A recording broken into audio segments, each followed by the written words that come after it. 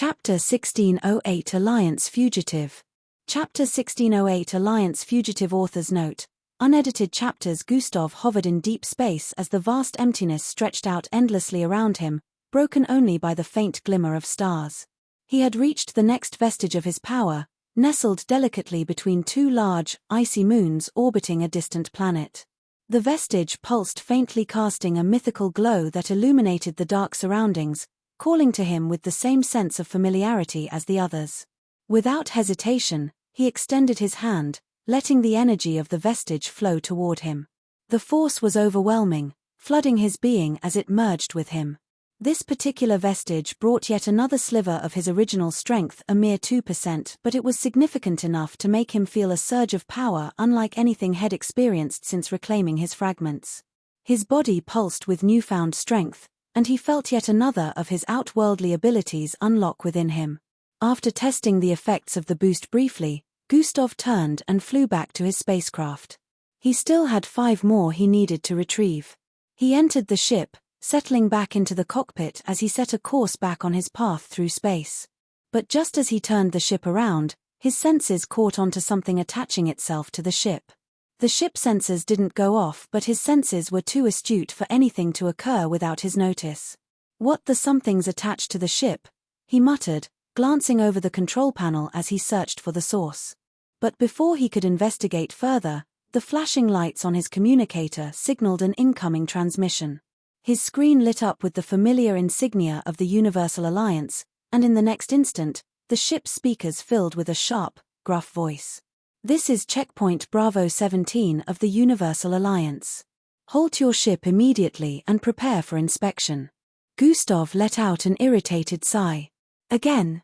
Nevertheless, he slowed his ship and waited for the Alliance officers to close in. As before, 2 of their imposing vessels flanked his spacecraft. The same officer from earlier, the tall, scarred man with a stern expression and a hint of something personal in his gaze, appeared on the screen.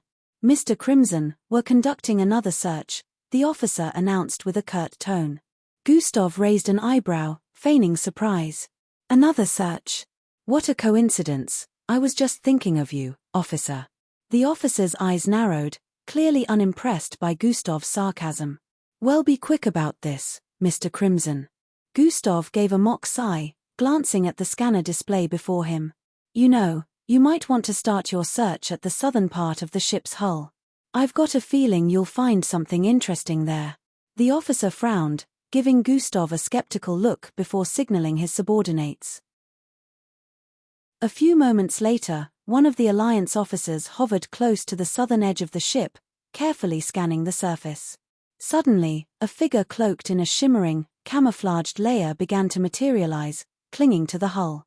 "There!" one of the officers shouted as the figure's camouflage faded, revealing a thin, wiry man with sharp features and a wild look in his eyes. Before anyone could react, the fugitive sprang forward, shoving one of the officers back with a powerful kick and darting into the open void of space. "Stop him!" the officer in command shouted, lunging forward as he aimed a glowing weapon. But the fugitive moved with astonishing speed, warping space around him as he vanished from sight, leaving only a faint ripple in his wake.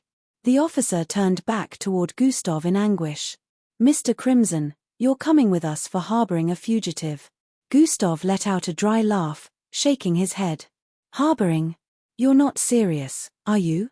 That guy was clinging to the outside of my ship. If I were harboring him, don't you think he'd be, inside?" The officer's face darkened as he spoke with irritation. "Your smart remarks won't save you, Crimson. You're coming with us for questioning, one way or another." Gustav crossed his arms, giving the officer an unimpressed look. "I'd rather not waste my time with that. Stay out of my way if you know what's good for you." Without waiting for a response, Gustav's form shimmered, and in an instant, he vanished from the cockpit, reappearing millions of feet away from his ship. He darted through space at unfathomable speed, closing in on the fleeing fugitive. Ahead of him, he could see the fugitive's silhouette, nothing more than a tiny, distant shape moving at incredible speed. Gustav narrowed his eyes, extending his arm as he channeled his energy, focusing his vision on the figure racing through the stars. "You're not getting away that easily," he murmured while clenching his fist. In the blink of an eye, he accelerated. Closing his fist made space fold around him, making him cross vast distances in a heartbeat. The fugitive was moving fast, but Gustav was faster, and within seconds, he closed the gap, appearing directly behind the man. The fugitive barely had time to react before Gustav's hand shot out, grabbing him by the neck in a vice-like grip. The fugitive gasped, struggling in Gustav's hold, his limbs flailing as he tried to break free. Gustav held him effortlessly with a cold gaze as he tightened his grip just enough to subdue him. "Going somewhere?" Gustav questioned with a smirk. The fugitive's eyes widened in fear, his voice coming out in a strangled gasp. "Let me go. You have no idea who you're dealing with." Gustav raised an eyebrow as his smirk widened. "Oh, I think I have a pretty good idea. But I'm curious, why hitch a ride on my ship? Seems like a dangerous game for someone so desperate to stay hidden." The fugitive's eyes flickered with panic, but he said nothing. His body tensed as he continued to struggle. Gustav gave him a slight shake, bringing him face to face. "Come on, now. Don't make me work for it. Why were you hiding on my ship?" The fugitive swallowed hard as his face contorted in fear and defiance. "They'll kill me if I go back. I had no choice. I thought you could help." "Help? Now that's funny. I don't make it a habit of helping stowaways, especially ones with bounty hunters on their tails," Gustav replied coolly, his grip unyielding. "But since you're here, maybe you can answer a few questions. Like, what exactly did you do to get the entire Alliance out here looking for you?" The fugitive's expression hardened, and for a moment, Gustav thought he might get an answer. But before the man could speak, a familiar, harsh voice cut through the void. "Mr. Crimson, release the fugitive immediately. This is your last warning." Gustav rolled his eyes as he spotted the Alliance spacecraft closing in on their location. "I've got him under control, officer. But if you want him so badly, come and get him." The Alliance ships closed in rapidly and made a stop not too distant from their position. "Mr. Crimson, you're in violation of Alliance protocol. Release the fugitive and stand down, or well use force." Gustav glanced back at the approaching ships with an unamused expression. "You really don't know when to quit, do you? Fine, have it your way." With a flick of his wrist, he loosened his grip on the fugitive just enough to give the man a brief moment of freedom. The fugitive hesitated, glancing between Gustav and the Alliance ships with a desperate expression. Gustav looked at him briefly before speaking with an icy tone. "Run all you want, but if you make trouble for me next time, I won't be as generous." Without waiting for a response, Gustav released the fugitive, watching as he shot off into the distance, vanishing into the void once more. He turned to face the Alliance ships with his arms crossed as he waited for their next move. The officer's face displayed a look of annoyance as he leapt out of the spacecraft. "You let him go. Release the fugitive and stand down, weren't those your words?"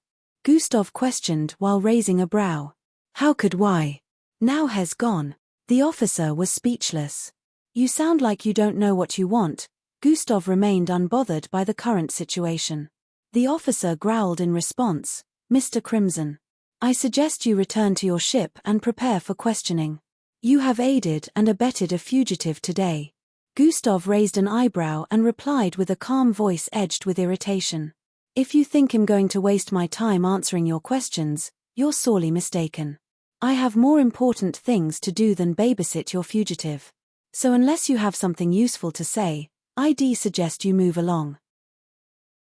The officer's face turned red with anger, but before he could respond, Gustav's form shimmered, and in an instant, he vanished, reappearing in his ship's cockpit as he activated the engines.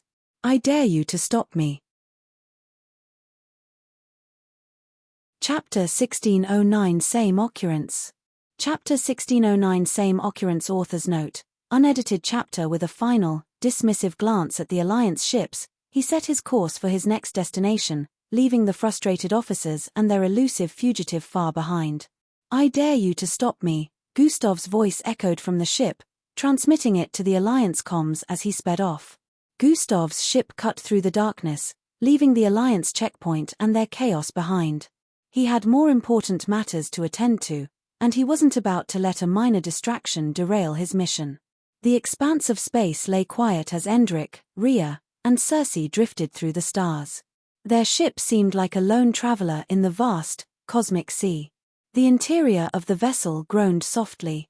The interior dimmed lights further allowed the illumination of the constant glow of data screens to surround them. A week had passed since Thed departed from the flickering teal planet. Their destination now was the third possible location that matched the features Gustav had seen in his brief vision. Endrick leaned over the control panel, scanning the incoming data with a focused gaze. He had been tense since the second planet, its eerie similarity to the first unnerving him. A creeping suspicion had started to take root in his mind, one he couldn't shake, despite Rhea's and Circe's attempts to lighten the mood. "I don't know, Endrick," Circe said, reclining in her seat with an amused smile as she twirled a strand of her silvery hair between her fingers. "Maybe it's just a coincidence. It's a big universe, after all. Planets looking alike. Happens all the time, right?" Rhea chuckled from the other side, tilting his head to look at Endrick with a casual, mischievous grin. "Exactly. Who's to say we haven't just stumbled on some intergalactic copy-paste system? I mean, it would save on decoration costs." But Endrick barely glanced at them, his expression tense. Two identical planets in the same quadrant with no real differences? No, that's not a coincidence. Something's off. I don't like it. Circe still tried to maintain her light-hearted tone. "Come on, Uncle. You can't take everything so seriously. We're on a wild hunt for a sword across a galaxy, can't we at least laugh a bit on the way?" Endrick gave her a sidelong look, unable to fully hide a smirk. "I'll laugh when we've got the sword in our hands and Gustav has what he needs to regain his power. Until then, stay sharp." Rhea stretched, placing his hands behind his head with a casual sigh. 2 days out from the next mystery planet. Until then, I'll just be here, kicking back and waiting for the next round of déjà vu. With a weary shake of his head, Endrick turned back to the panel, checking their progress. They were indeed 2 days from their destination, and he intended to use every moment wisely. For now, he was focused on keeping track of the energy signature head scanned from the second planet. He wanted to see if it repeated on the third planet or if there was any deviation.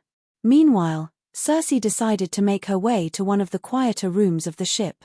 She knew that of the three, she was the least experienced. Her abilities lagged behind Rhea's and Endrick's.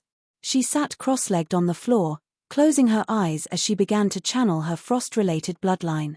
Cold energy seeped from her palms, gathering in a faint mist around her, forming small, delicate snowflakes that drifted down. "I need to be stronger," she whispered to herself, focusing intently as she continued to train. She didn't want to be a liability in this mission, she wanted to be useful. 2 days later, the ship emerged from hyperspace as the coordinates of the third location lit up on their map. Outside, the vastness of the new system stretched out before them, and as they approached the designated planet, Endrick's heart sank. It was identical to the first 2 planets.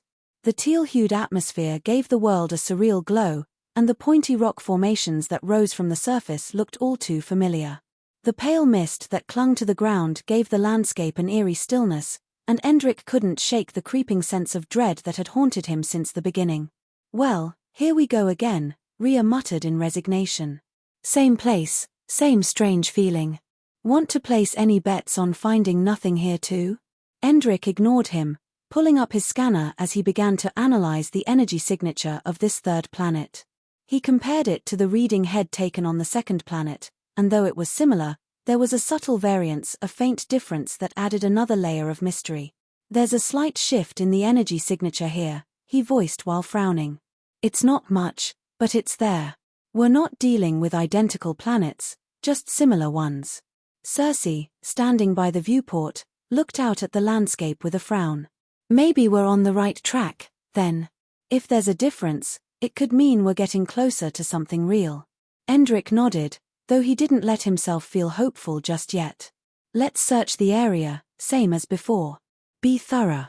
We're looking for any signs of the sword or anything out of place." They disembarked, stepping into the unsettlingly familiar landscape.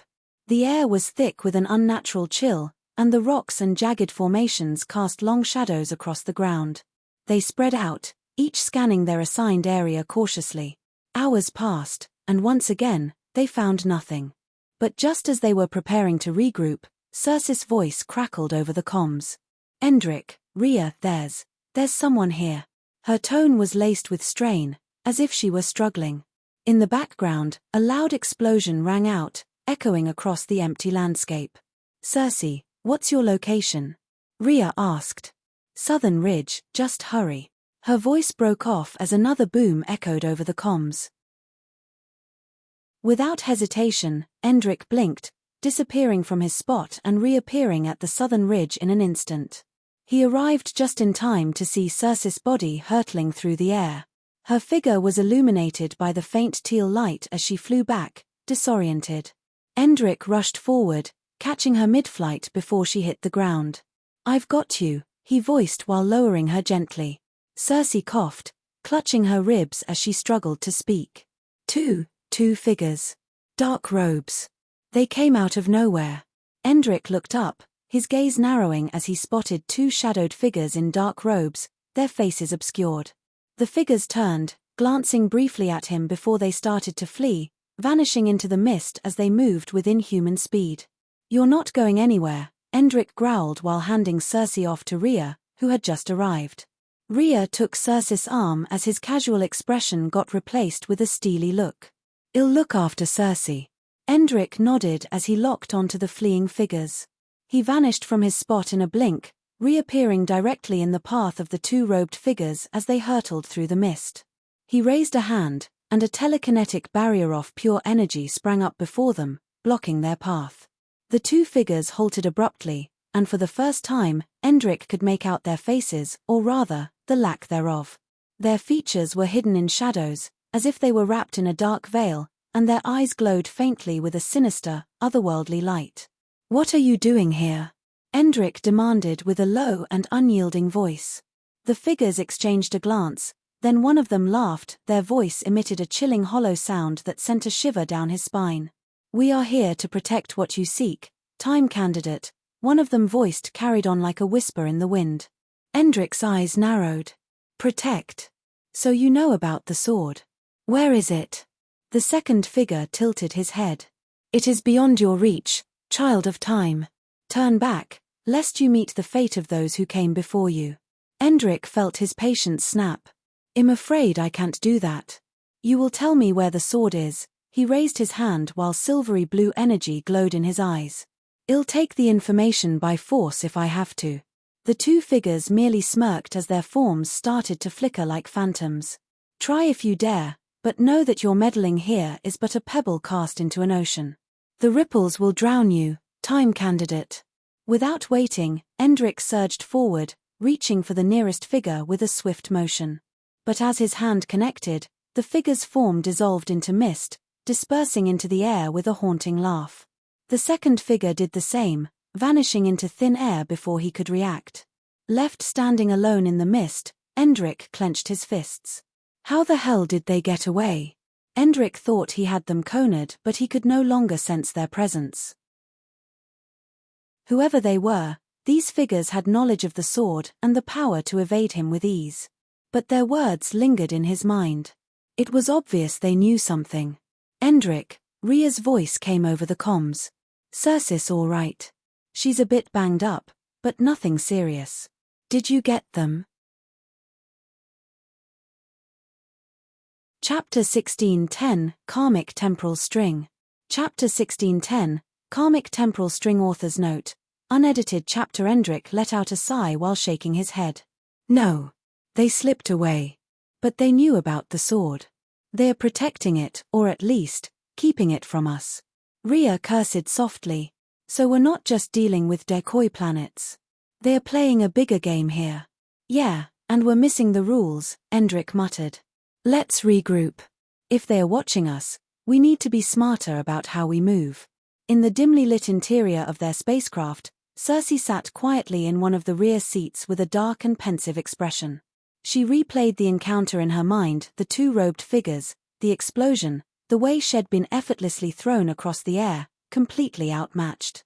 Despite her training, she couldn't shake the feeling of helplessness. If she'd been stronger, maybe she could have stopped them. Maybe she wouldn't be the weak link. "You okay, Cersei?" Endrick broke the silence with a question as he glanced at her from the pilot's seat. Cersei forced a smile, but it didn't reach her eyes. "Yeah, just frustrated. I feel like I messed things up back there. Those robed figures got away, and were no closer to finding the sword. Maybe if I'd been faster or stronger, we could have." Endrick cut her off with a gentle but firm tone. "Cersei, listen to me. This isn't on you. Those two were something else entirely. If anything, I'm amazed you stood your ground as well as you did. Even if all three of us had been there, they'd have slipped away still. They weren't ordinary enemies." Cersei looked down as her fingers fidgeted. "But I don't want to be the one holding you guys back. I don't want to be the reason we fail." Rhea, leaning back in his seat with his usual casual grin, jumped in with a tone of playfulness and encouragement. "Look, Cersei, you're not a weak link. You're the only one who's been smart enough to keep her head on straight this whole mission. You're doing fine." He leaned over and tapped her shoulder playfully.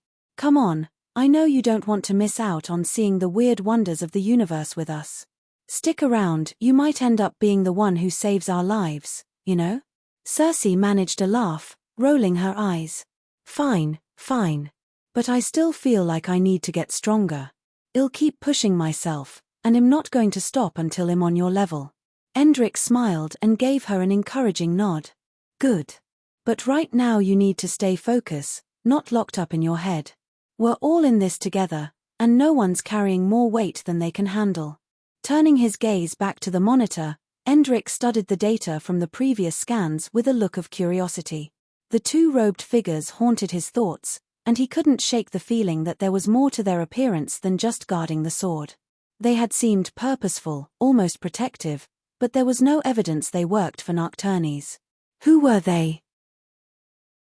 And why did they seem so intent on keeping the sword away from them? Rhea, on the other hand, leaned back as his fingers tapped idly on his thigh. "You know, maybe we're thinking too hard about this. This place feels off, sure, but we haven't given it a proper sweep yet. I say we go back out there, give it one more look, and see if there's anything we missed." Endrick nodded, appreciating the suggestion. "You're right. We'll need to cover the area thoroughly this time. Every rock, every shadow, we search it all. Cersei, you stay here and keep an eye on things in case anything happens. Rhea and I will take a closer look." "Got it," Cersei replied, watching them as they prepared to head out once more. She wasn't thrilled to be left behind, but she understood the need to be cautious. With a resolute expression, she gave them a nod. "Stay safe out there. And if you find anything, well, let's hope it's a clue and not more trouble." Endrick and Rhea stepped out of the spacecraft, descending once again onto the strange teal-colored landscape. The mist was thick, swirling around their feet like a living thing, and the jagged rocks cast long shadows, creating a surreal and haunting atmosphere. The entire world seemed to hold its breath, silent and watchful, as if it were aware of their presence. "All right, let's split up, ****, Endrick said, scanning the landscape with narrowed eyes. "I'll take the east and you take the west. Keep your comms open, and if you see anything at all, call me." "Copy that," Rhea replied with a grin, giving him a mock salute. He turned and began making his way toward the western part of the ridge. As they scoured the terrain, their search seemed as fruitless as before. Endrick blinked across the area, moving swiftly and scanning every nook and cranny, but there was nothing out of the ordinary. The ground was bare, the rocks undisturbed, and there was no sign of the two robed figures who had attacked Cersei. Minutes stretched into hours, and still, they found nothing. "Nothing here, either," Rhea's voice crackled over the comm. "This place is like a bad dream, just one empty patch after another." Endrick let out a frustrated sigh, but then an idea sparked in his mind. The figures had vanished without leaving any trace of spatial energy behind, something that should have been impossible. Even a spatial expert like EE would leave a signature, however faint. But what if he could bridge the gap between their temporal and spatial presence to trace them? Endrick sat on the ground in a crossed-legged format and closed his eyes to focus. He felt his time candidate power within him and channeled it. At that moment, a faint green dot glowed on his forehead, an indication that Husarius, the ancient being residing within him, was ready to assist. Husarius, are you there? I have an idea, but am going to need your guidance. The deep, rumbling voice of Husarius echoed in his mind. I am here, Zedric. Speak your plan, and let us see if it is worthy of pursuit. Endrick took a deep breath, explaining, I want to use a form of temporal rewind, but not on myself. I want to trace their last presence on this world and bind it with my ambience of space and will. I think if I combine these powers, I could create a tether to their past location. Husarius considered the idea and spoke with a calm yet contemplative tone. A risky endeavor, but one that could bear fruit. Focus on their essence, the faint trace of their existence that still lingers in this space. Let your powers intertwine, and reach back through the threads of time. Endrick closed his eyes as his brows furrowed in concentration. He extended his time candidate power, letting it merge with the ambience of space around him, feeling the energy coil and pulse through the surroundings. His time candidate abilities began to reach back, combing through the invisible layers of temporal echoes, seeking a trace of the robed figures. The process was slow and delicate. He held his breath as the combined powers danced, weaving together in a fragile balance. And then, finally, something shifted. A faint glow materialized before him, forming a thin, shimmering string that stretched from the ground where the robed figures had last stood, reaching up into the sky, extending deep into the vast reaches of space. Opening his eyes, Endrick saw the ethereal string, a thin line visible only to him, extending far beyond the planet. There it is, he murmured with a sense of awe. A link, a thread of their presence. We can follow it. Are you seeing this, Rhea? Endrick questioned. Seeing what? Rhea asked back with a look of confusion. Endrick could already tell that it was invisible to everyone else based on Rhea's reaction, but he still answered, the thread. I guess you can't see it. Rhea appeared by Endrick's side, gazing in the direction of the shimmering string, but he still couldn't see anything. I'll take your word for it, Endrick, but to me, you're just standing there pointing at thin air. Endrick rolled his eyes, gesturing toward the ship. It's a trace of their past presence. Get to the ship, we're following this thread. If we're lucky, it'll lead us right to wherever they went. Back inside the ship, Cersei met them at the controls with a look of excitement. Did you really manage to create a link to them? That's incredible, Unc. That's Endrick to you, and yes, it'll lead us somewhere, though I can't say for certain where. But if those figures left this trace, they can't be far from whatever they are protecting. Let's hope it's the sword, Endrick responded with a look of slight reassurance. As he set the course to follow the shimmering thread into the stars, the spacecraft buzzed smoothly. A quiet resolve settled over each of them as they prepared to chase down the mysterious figures once and for all. Here we go, Rhea voiced while bracing himself in his seat as the ship surged forward. Following ghost trails across the galaxy. Just a typical day, right? Exactly, Cersei said with a laugh while her eyes were glued to the screen. Chapter 1611 Taking a Toll. Chapter 1611 Taking a Toll. Author's note. Unedited chapter following ghost trails across the galaxy. Just a typical day, right? Rhea chimed with a look of unseriousness. Exactly, Cersei said with a laugh while her eyes were glued to the screen. Endrick remained focused, guiding the ship as they pursued the faint thread. The path led them far from the teal planet, through dense stretches of space where stars gleamed like distant beacons against the dark. In the vast reaches of interstellar space, Gustav's spacecraft was a solitary speck, a tiny vessel threading through the cosmos on its way to the next vestige of his outworldly power. This vestige was far more distant than the previous ones, requiring over a week of travel at top speed. Gustav knew he could attempt to cover the distance faster using his void-piercing boots, but these boots were better suited for pinpoint travel, navigating known locations. This was why it was easier for him to get Endrick and the others back to Earth. In unfamiliar regions, he risked overshooting his destination, ending up several galaxies off course. For now, He was content to let the spacecraft guide him. After all, he couldn't complete the ritual until Endrick and the others located the sword. Gathering the vestiges was only part of his journey. His full power remained locked until all the pieces came together. With the spacecraft on autopilot, Gustav moved to a quiet spot along the corridor, away from the control deck's dim glow. He settled down on the cool metal floor, folding his legs into a meditative stance. He hadn't channeled his bloodline in a while, and as he began to focus, a familiar warmth stirred within him. His thoughts drifted as he relaxed, memories surfacing. Oslov. His old friend, the last of an era, who'd watched him disappear into his journey with a promise that someday, he'd return. Rest in peace, old friend, Gustav murmured with a soft tone in the stillness of the ship. Endrick's your blood, and hell definitely pass on the legacy. With that, Gustav took a deep breath, channeling his bloodline.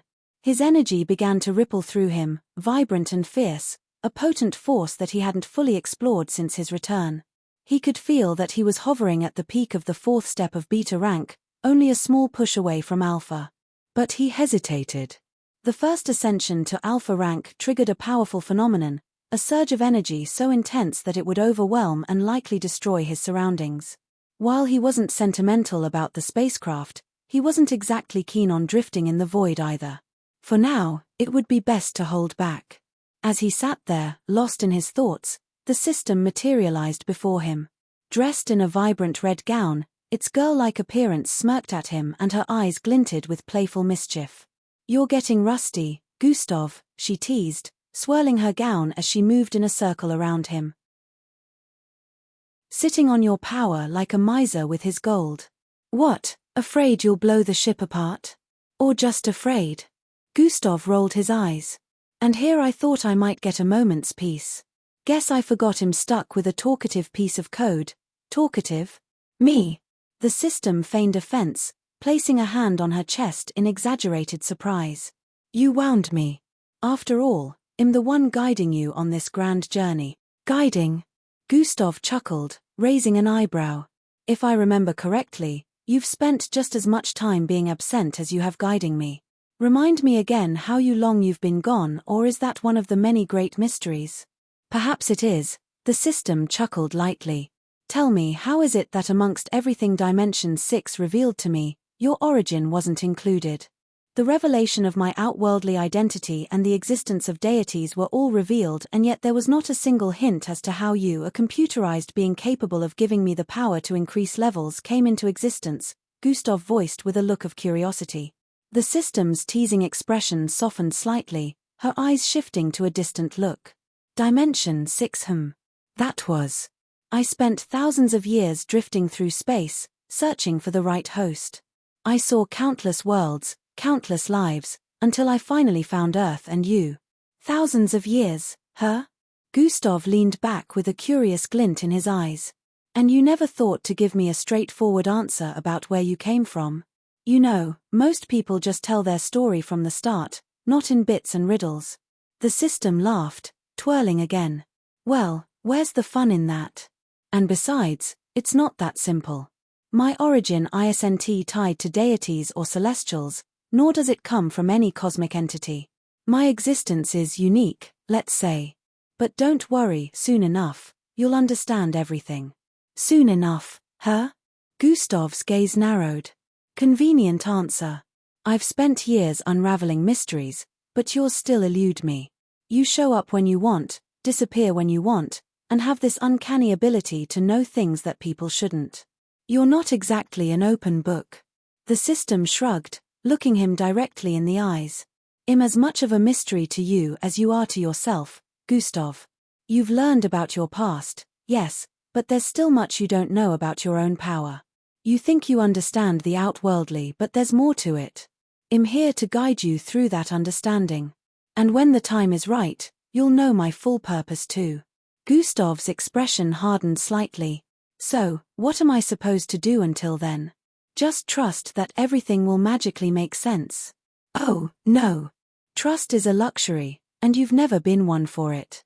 But you're not here by chance, and neither am I. Just keep moving forward. Keep gathering the vestiges, find your sword, and you'll have all the answers you're looking for." With that, she began to fade, her red gown becoming translucent as she vanished into the air, leaving Gustav alone once more. He sighed, running a hand through his hair as he stared into the dim lighting of the corridor. The next day, Gustav returned to the cockpit, his gaze fixed on the endless stretch of stars through the viewport. As he sat, memories continued to surface, weaving through his mind as he pondered the journey ahead. The space outside was dark, but the distant glow of stars painted the void with points of light. Approaching waypoint in 5 days, the ship's AI chimed, interrupting his thoughts. Acknowledged, Gustav replied, absent-mindedly watching as the stars drifted past. He leaned back in his seat, allowing himself a rare moment of quiet as he felt the spacecraft buzz around him. Hours passed as he journeyed deeper into the void, and his mind continued to dwell on his friends, wondering how Endrik and the others were faring. They were scouring distant worlds for the sword despite the obstacles they'd already faced. He hoped they were making progress. Time wasn't on their side. The cold silence of space stretched endlessly around their ship. The darkness was broken only by the pinpricks of distant stars.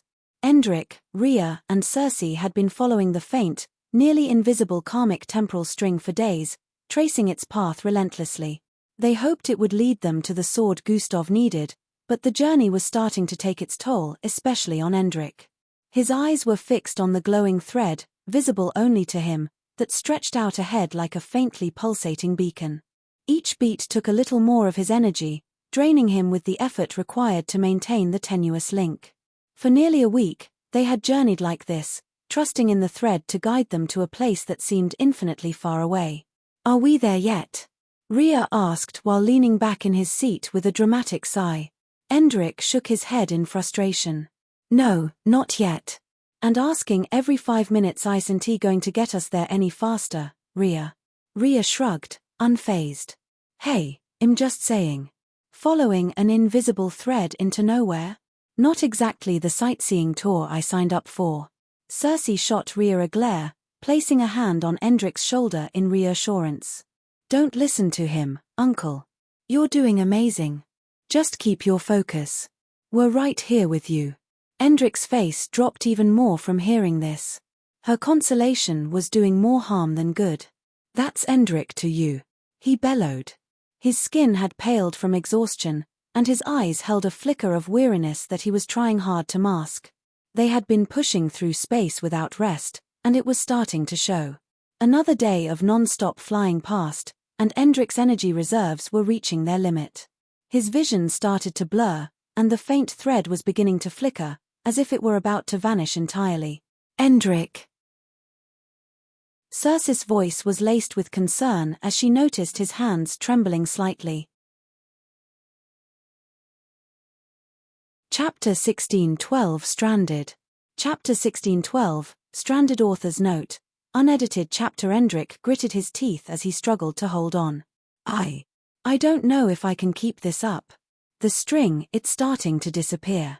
I need to stay awake, but," Rhea frowned, noticing Endrik's condition worsening. "You're running on fumes, man. If you keep pushing like this, you're going to pass out." "Maybe we should stop." Before he could finish, a green dot flashed on Endrik's forehead as Husarius' deep voice echoed in Endrik's mind. "If you fall unconscious, the thread will dissipate entirely." Endrik nodded weakly, though his body was already betraying him. He fought to keep his eyes open, but his strength was fading fast. With a final shudder, he lost his grip on the string and his vision went dark as he slumped back in his seat, passing out from pure exhaustion. "Endrik!" Circe gasped, rushing over to him as his body went limp. "Damn it, he's out cold," Rhea muttered, moving to help her lift Endrik and lay him back against the seat. "Guess we're on pause until he wakes up." They settled Endrik as comfortably as they could, securing him in place. Circe's face was drawn with worry as she glanced at Rhea. "He pushed himself too far," she whispered, brushing a stray hair from Endrik's forehead. "Has been carrying this entire journey on his shoulders. I wish I could have done more to help." Rhea placed a reassuring hand on her shoulder. "Hey, don't beat yourself up. We all did what we could, and now we let him rest. He'll bounce back soon." With Endrik now asleep, they set about gathering some food and supplies, preparing for when he finally woke up. It was nearly a day before he stirred. His eyes fluttered open to see the concerned faces of Cersei and Rhea hovering over him. "No," he exclaimed, trying to sit up. He looked around wildly in search of the thread. But it was gone. The faint glow head held onto for so long had vanished completely. "Endrick, calm down," Cersei said gently while placing a hand on his shoulder to steady him. "You're okay. You were exhausted. We had to let you rest." Endrick's face fell in frustration.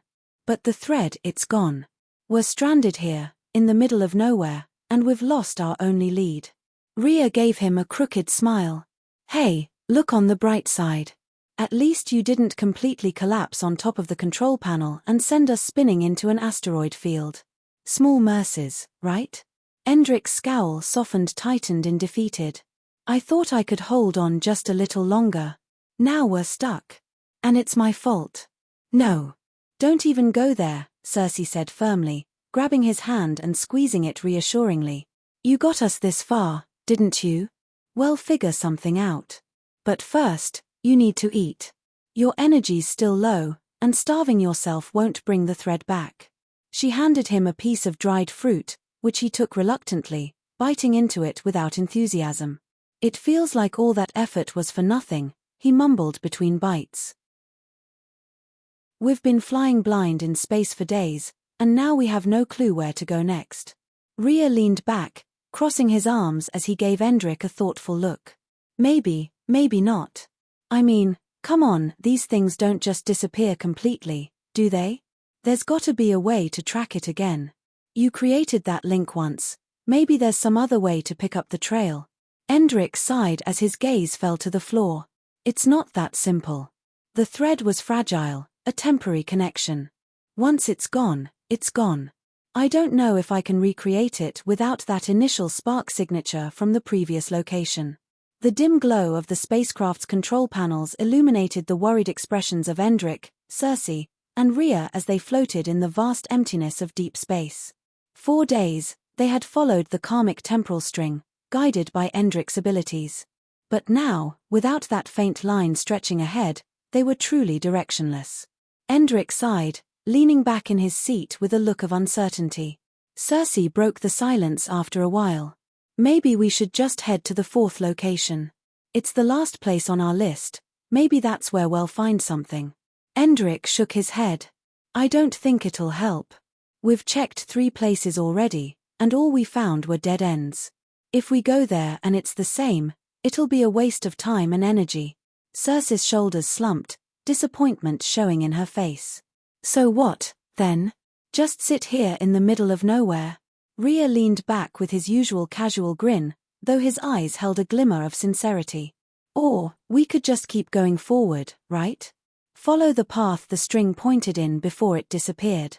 Who knows? Maybe we're closer than we think." Endrick arched a brow, giving Rhea a sideways look. "You're suggesting we fly into empty space with no destination in sight?" Rhea shrugged. "Why not? We're already in the middle of nowhere. We can either turn back, waste time, or just go with it and see what happens. Worst case, we're still lost. Best case, we find what we're looking for." Endrick rubbed his temples, thinking it over. "It's risky, but maybe you're right. We've got nothing to lose at this point." Cersei nodded with a small spark of determination in her eyes. "If there's even a chance it'll lead us somewhere, I say we take it. We've come too far to turn back." Endrick exhaled, feeling a small sense of relief in their decision. "All right. Rhea, you take the controls. I'll need to conserve my energy in case we run into any trouble." Rhea grinned, sliding into the pilot's seat and cracking his knuckles dramatically. "Leave it to me. I'll steer us straight through the void without a hitch." "That's what I'm afraid of," Endrick muttered, but he allowed himself a faint smile. He directed Rhea to steer toward the last point he'd seen the thread, then leaned back in his seat to rest. The days that followed were monotonous and unyielding. The stars outside drifted past as the spacecraft cut through space at a steady pace, but every hour that passed without finding a trace of life or any sign that they were heading in the right direction chipped away at their patience. Rhea, despite his outward cheer, began to feel the uncertain, and even Circe's optimism wavered. "Endrick, how are you holding up?" Circe asked one day as they sat in the cockpit together. Endrick looked up with weary eyes. "I'm fine, just frustrated. It's like we're floating in a void, hoping for something to appear out of nowhere. I know it wasn't my idea to follow the direction, but it's starting to feel like a mistake. We made the best choice we could with the information we had," Circe said reassuringly. "Besides, if we give up now, we'll never know how close we might have been." Rhea swung his chair around with a look of encouragement. "Let's not stop here. We don't know how close we are. Let's hope you're right." Meanwhile, in a distant part of the universe, Gustav was nearing his next vestige, navigating through a dense region of space filled with cosmic debris and small asteroid fields. The faint, pulsing energy of the vestige drew him forward, and he could feel its power growing stronger with each passing hour. He knew he was close, but something in the surrounding space felt different. Off.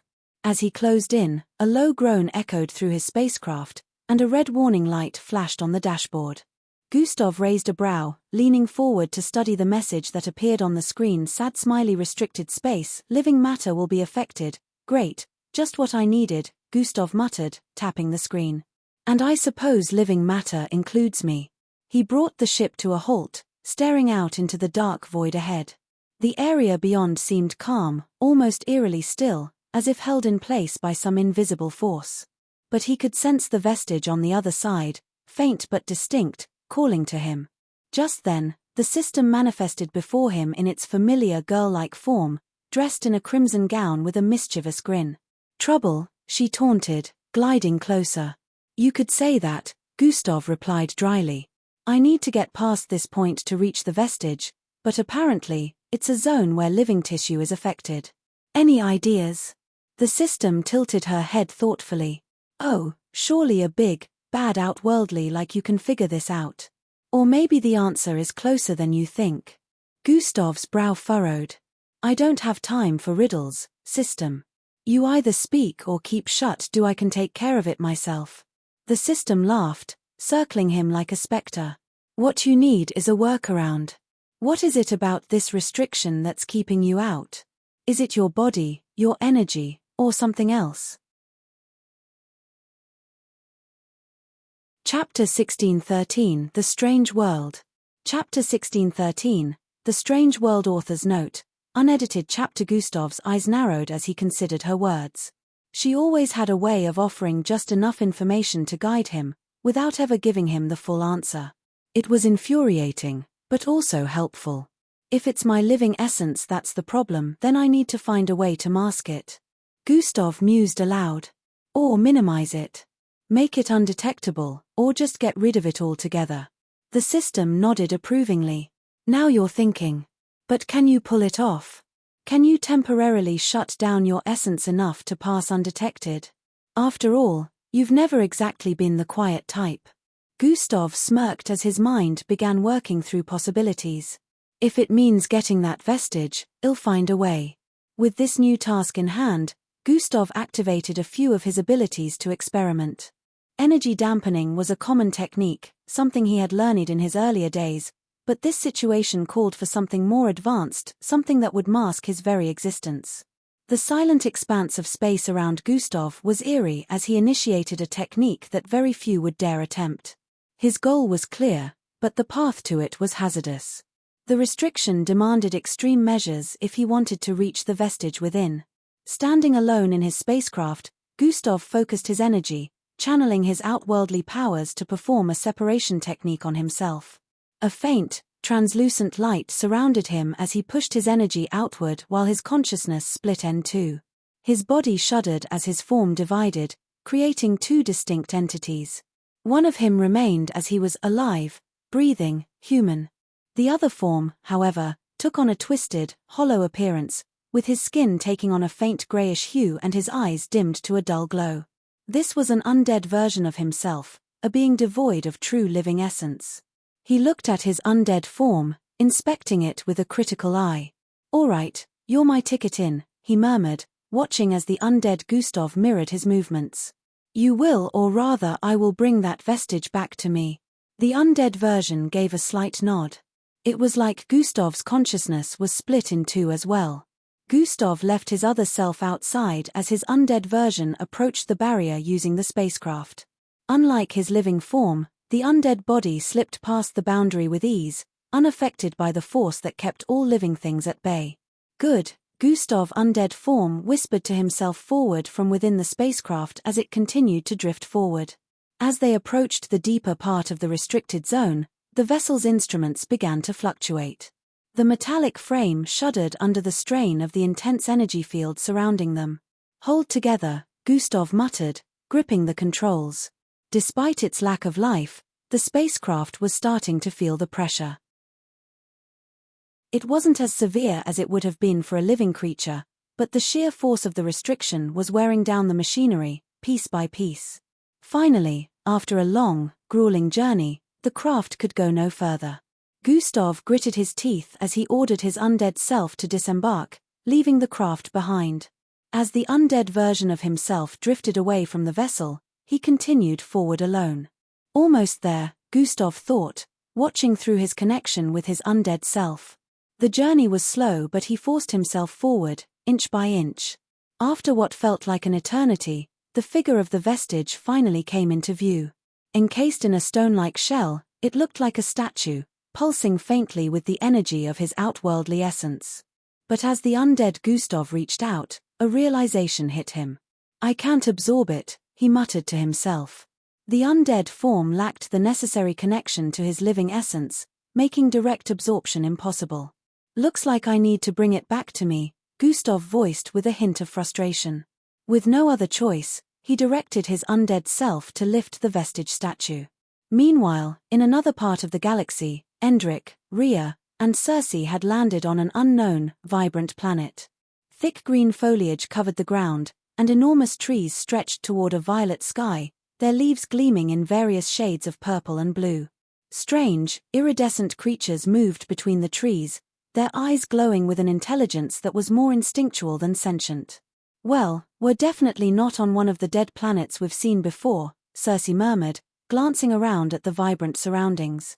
"No kidding," Rhea added, leaning against a tree and observing a creature with fur that shifted colors, moving in and out of the shadows. "It's like a jungle out here, except everything wants to eat you." Endrik sighed, crossing his arms. "All right, we don't know if this is where we're supposed to be, but we're here now. Let's keep our eyes open for anything that might hint at the sword's location." Circe tilted her head, looking around warily. "Should we try asking the locals?" She gestured to a massive, four-legged beast with dark scales and 3 eyes, watching them from a distance. "I doubt they're the chatty type," Endrik replied, raising an eyebrow. "These creatures look like they'd rather eat us than talk to us." Rhea smirked. "Still, can't hurt to try, can it? Maybe we could use Circe as bait. You know, lure one over and see if it wants to have a friendly conversation." Circe shot him a glare. "You volunteer to be the bait, Rhea. I'll happily watch from a safe distance." Endrik held up a hand to cut off their banter, his gaze sharp as he scanned the surroundings. "Focus, both of you. Let's spread out and see what we can find. Keep your comms open in case you spot anything unusual." They moved cautiously through the dense jungle, stepping over roots as thick as tree trunks and pushing aside massive, shimmering leaves that released a fragrant, almost hypnotic scent. The ground was alive with small, scurrying creatures, their beady eyes following the trio as they passed. Circe knelt down to examine a patch of glowing blue moss, touching it carefully. "This place, it's almost like it's from another dimension. The flora and fauna don't match anything I've seen before."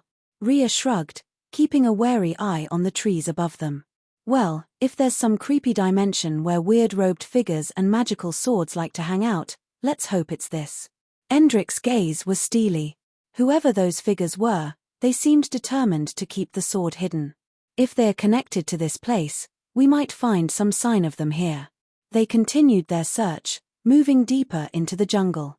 Hours passed, but they found little more than strange plants and the ever-watchful eyes of the local wildlife. Frustration began to simmer as their efforts proved fruitless. Circe exhaled heavily, brushing a hand over her forehead. Are we sure we're not just wandering aimlessly? Rhea nodded, tossing a small stone at a nearby tree. Yeah, we could spend a lifetime here and still find nothing. They had hoped to find a clue here, but hours had passed, and their efforts were leading nowhere. Maybe we're on the wrong track, she murmured, looking around. This place just doesn't feel right.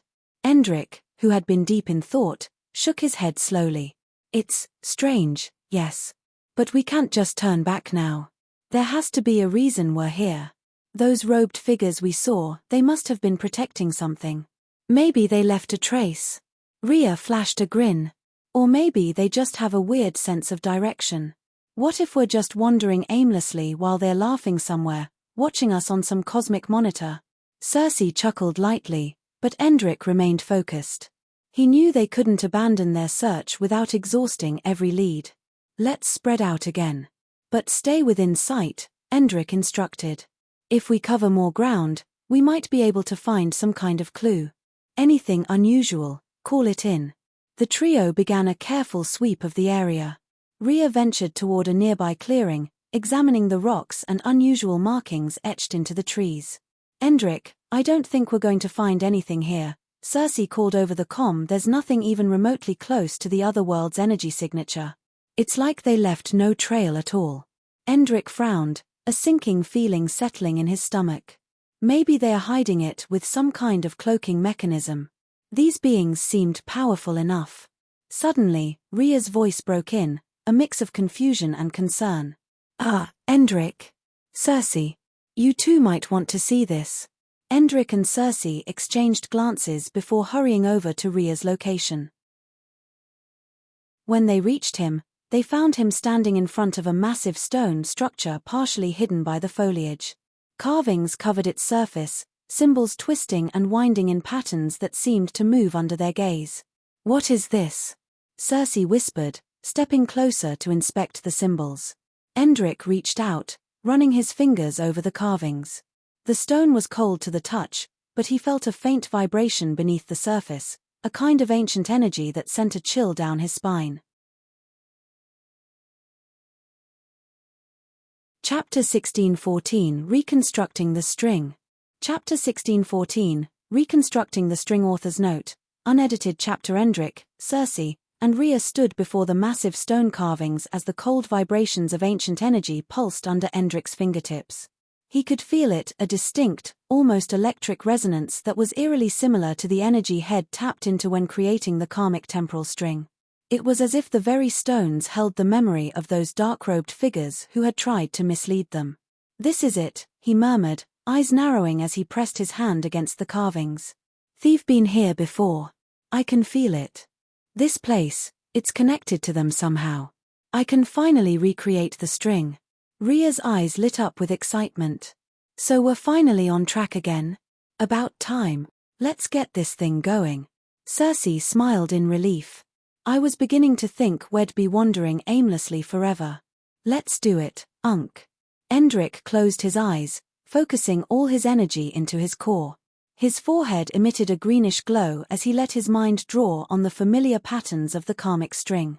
Time energy mixed with space to pull back a layer from the past and use it to create a link. He felt the ancient energy align with his own. A faint shimmer appeared before him, like a silvery thread hanging in midair, slowly weaving into existence. The others watched in awe as the string solidified, glowing faintly, stretching outward as if pointing the way to their next destination. But before the string could fully manifest, a deep rumble shook the ground beneath them, and the sound of heavy, echoing footsteps filled the air. Guys! We've got company, Rhea said as the shadows around them shifted. From between the trees and dense foliage, massive creatures emerged, their eyes glowing with a fierce intelligence. Each creature stood at least 20 feet tall, with bodies covered in coarse, blackened fur and scales. They had elongated limbs, tipped with razor-sharp claws that scraped against the stones as they moved. Their heads were a bizarre fusion of feline and reptilian features, with wide jaws full of serrated teeth and nostrils that flared with each heavy breath. Their tails lashed behind them like whips, creating gusts of wind that shook the trees and plants. What the hell are these things? Cersei's voice tinged with both fear and awe. I don't know, But they don't look friendly, Rhea replied while taking a step forward. Endrick, you focus on creating that string. We'll handle these guys. Endrick nodded, closing his eyes and deepening his concentration. The creatures seemed to sense his power. Their eyes narrowed as they fixated on him, drawn to the energy he was channeling. With a guttural roar, the creatures lunged forward, their footsteps shaking the ground. Circe stepped in front of Endrick, her eyes narrowing as she raised her hand. A wave of frost shot from her palm, expanding into a thick sheet of ice that raced across the ground, intending to freeze the approaching beasts. But as the frost neared them, it faded, barely reaching a fraction of its usual potency.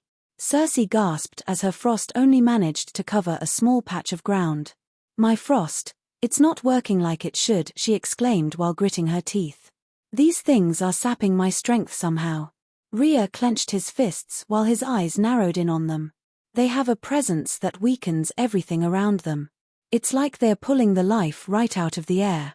With a determined yell, Rhea raised his arms, focusing his power to reshape the rocky terrain around him. Normally, he could manipulate the earth with ease, forming rocks into weapons or completely disintegrating the ground ahead, but now his ability felt sluggish, as if the very ground resisted his touch. Gritting his teeth, he managed to form a handful of pointy stone spears and hurled them toward the creatures. One of the beasts swatted the spears aside, roaring as it charged toward them, its eyes fixed on Endrick. Circe stepped in its path, channeling every ounce of her frost power, creating a wall of ice that crackled as it rose. The beast collided with the wall, smashing through it with a thunderous crash, sending shards of ice scattering across the ground. Damn it! They are too strong, Circe shouted while dodging a swipe from the creature's claws. Rhea leaped in, swinging a massive stone hammer head just managed to form. Let's see how you like this, he yelled while slamming the hammer down onto one of the beast's heads with a resounding crash. The creature staggered, shaking its head as if dazed, but quickly recovered, lunging at Rhea with a furious roar. While Circe and Rhea battled the beasts, Endrick's focus remained unbroken. The string was nearly complete. Its shimmering thread stretched out into the distance, pointing the way. He could feel the energy of the ancient carvings merging with his own, the connection between him and the string growing stronger. Almost there, just a bit more, he whispered as beads of sweat formed on his forehead. But the beasts weren't letting up. One of them clawed through the ground, sending a shockwave that caused Circe to stumble back. She narrowly avoided a swipe from another creature's tail, retaliating with a shard of ice she managed to form in her hand, thrusting it into the creature's flank. The beast let out a pained screech but retaliated, its claws slashing toward her. Endrick, hurry up, she yelled before dodging another attack. The string glowed brighter as Endrick channeled his last reserves of energy into it. Just a few more seconds, he called, feeling the string solidify with its direction now fully established. With a final pulse of energy, the karmic temporal string was complete, stretching forward like a beacon in the darkness. Got it. The string is set. Let's move. Endrick shouted while opening his eyes. Rhea grinned, ducking under a claw swipe from one of the beasts. About time. Let's get out of here. They immediately turned around and sprinted through the jungle, dodging the creatures as best they could. The beasts pursued them, roaring in frustration, but the group managed to stay just ahead, doing their best to avoid another clash with these insane creatures. Meanwhile, light years away, Gustav was nearing the edge of the restricted zone. The undead version of himself carried the vestige in statue form back to his location. But as the undead Gustav approached, the radar on his spacecraft pinged, and Gustav's eyes narrowed as a swarm of small, agile ships surrounded him. Space pirates, he muttered, watching as the ships closed in. These were ragged vessels, mismatched metal plating and haphazardly modified engines giving them a rough, almost cobbled-together appearance. The pirates themselves appeared on his monitor, a mix of various species with sneers and grins, each with a glint of greed in their eyes as they stared at the vestige. A gruff voice crackled over the comms, distorted by static. That's quite a pretty piece you've got there, friend. Why don't you hand it over, and maybe we won't blast you to bits? Gustav smirked, unfazed. I think you're biting off more than you can chew, friend. Another pirate, A lizard-like being with scales that shimmered dark blue, hissed, "Big talk for someone surrounded. Surrender the statue, and we might consider letting you live." Apparently, these pirates had gotten wind of treasure hiding deep within that restricted zone for a long time but couldn't retrieve it. So they placed a beacon that would alert them if someone was to ever breach that part of space. Gustav rolled his shoulders as a faint smile appeared on his face.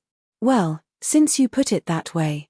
He raised his hand, and in a burst of light, merged with his undead form, his power surging as the vestige statue returned to his grasp.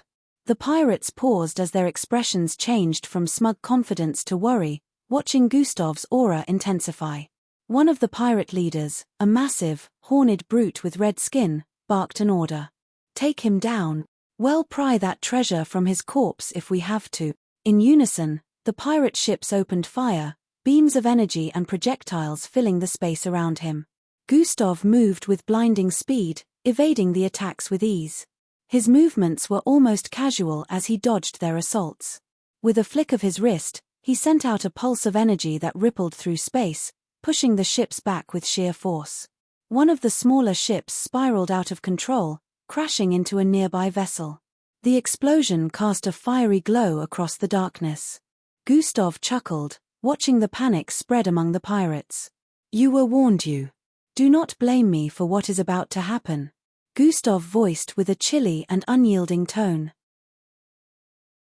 In the next instant, he extended his hand, forming a sphere of energy that glowed with intense heat.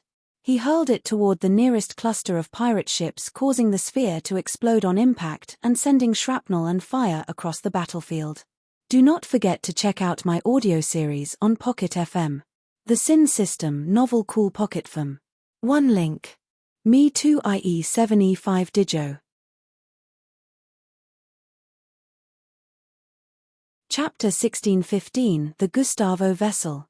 Chapter 1615 The Gustavo Vessel. Author's note. Unedited chapter. In the next instant, he extended his hand, forming a sphere of energy that glowed with intense heat. He hurled it toward the nearest cluster of pirate ships, causing the sphere to explode on impact and sending shrapnel and fire across the battlefield. Their formations broke as the pirates scattered while trying to escape the onslaught. One of the pirates shouted over the comms, "Retreat. Has not worth it.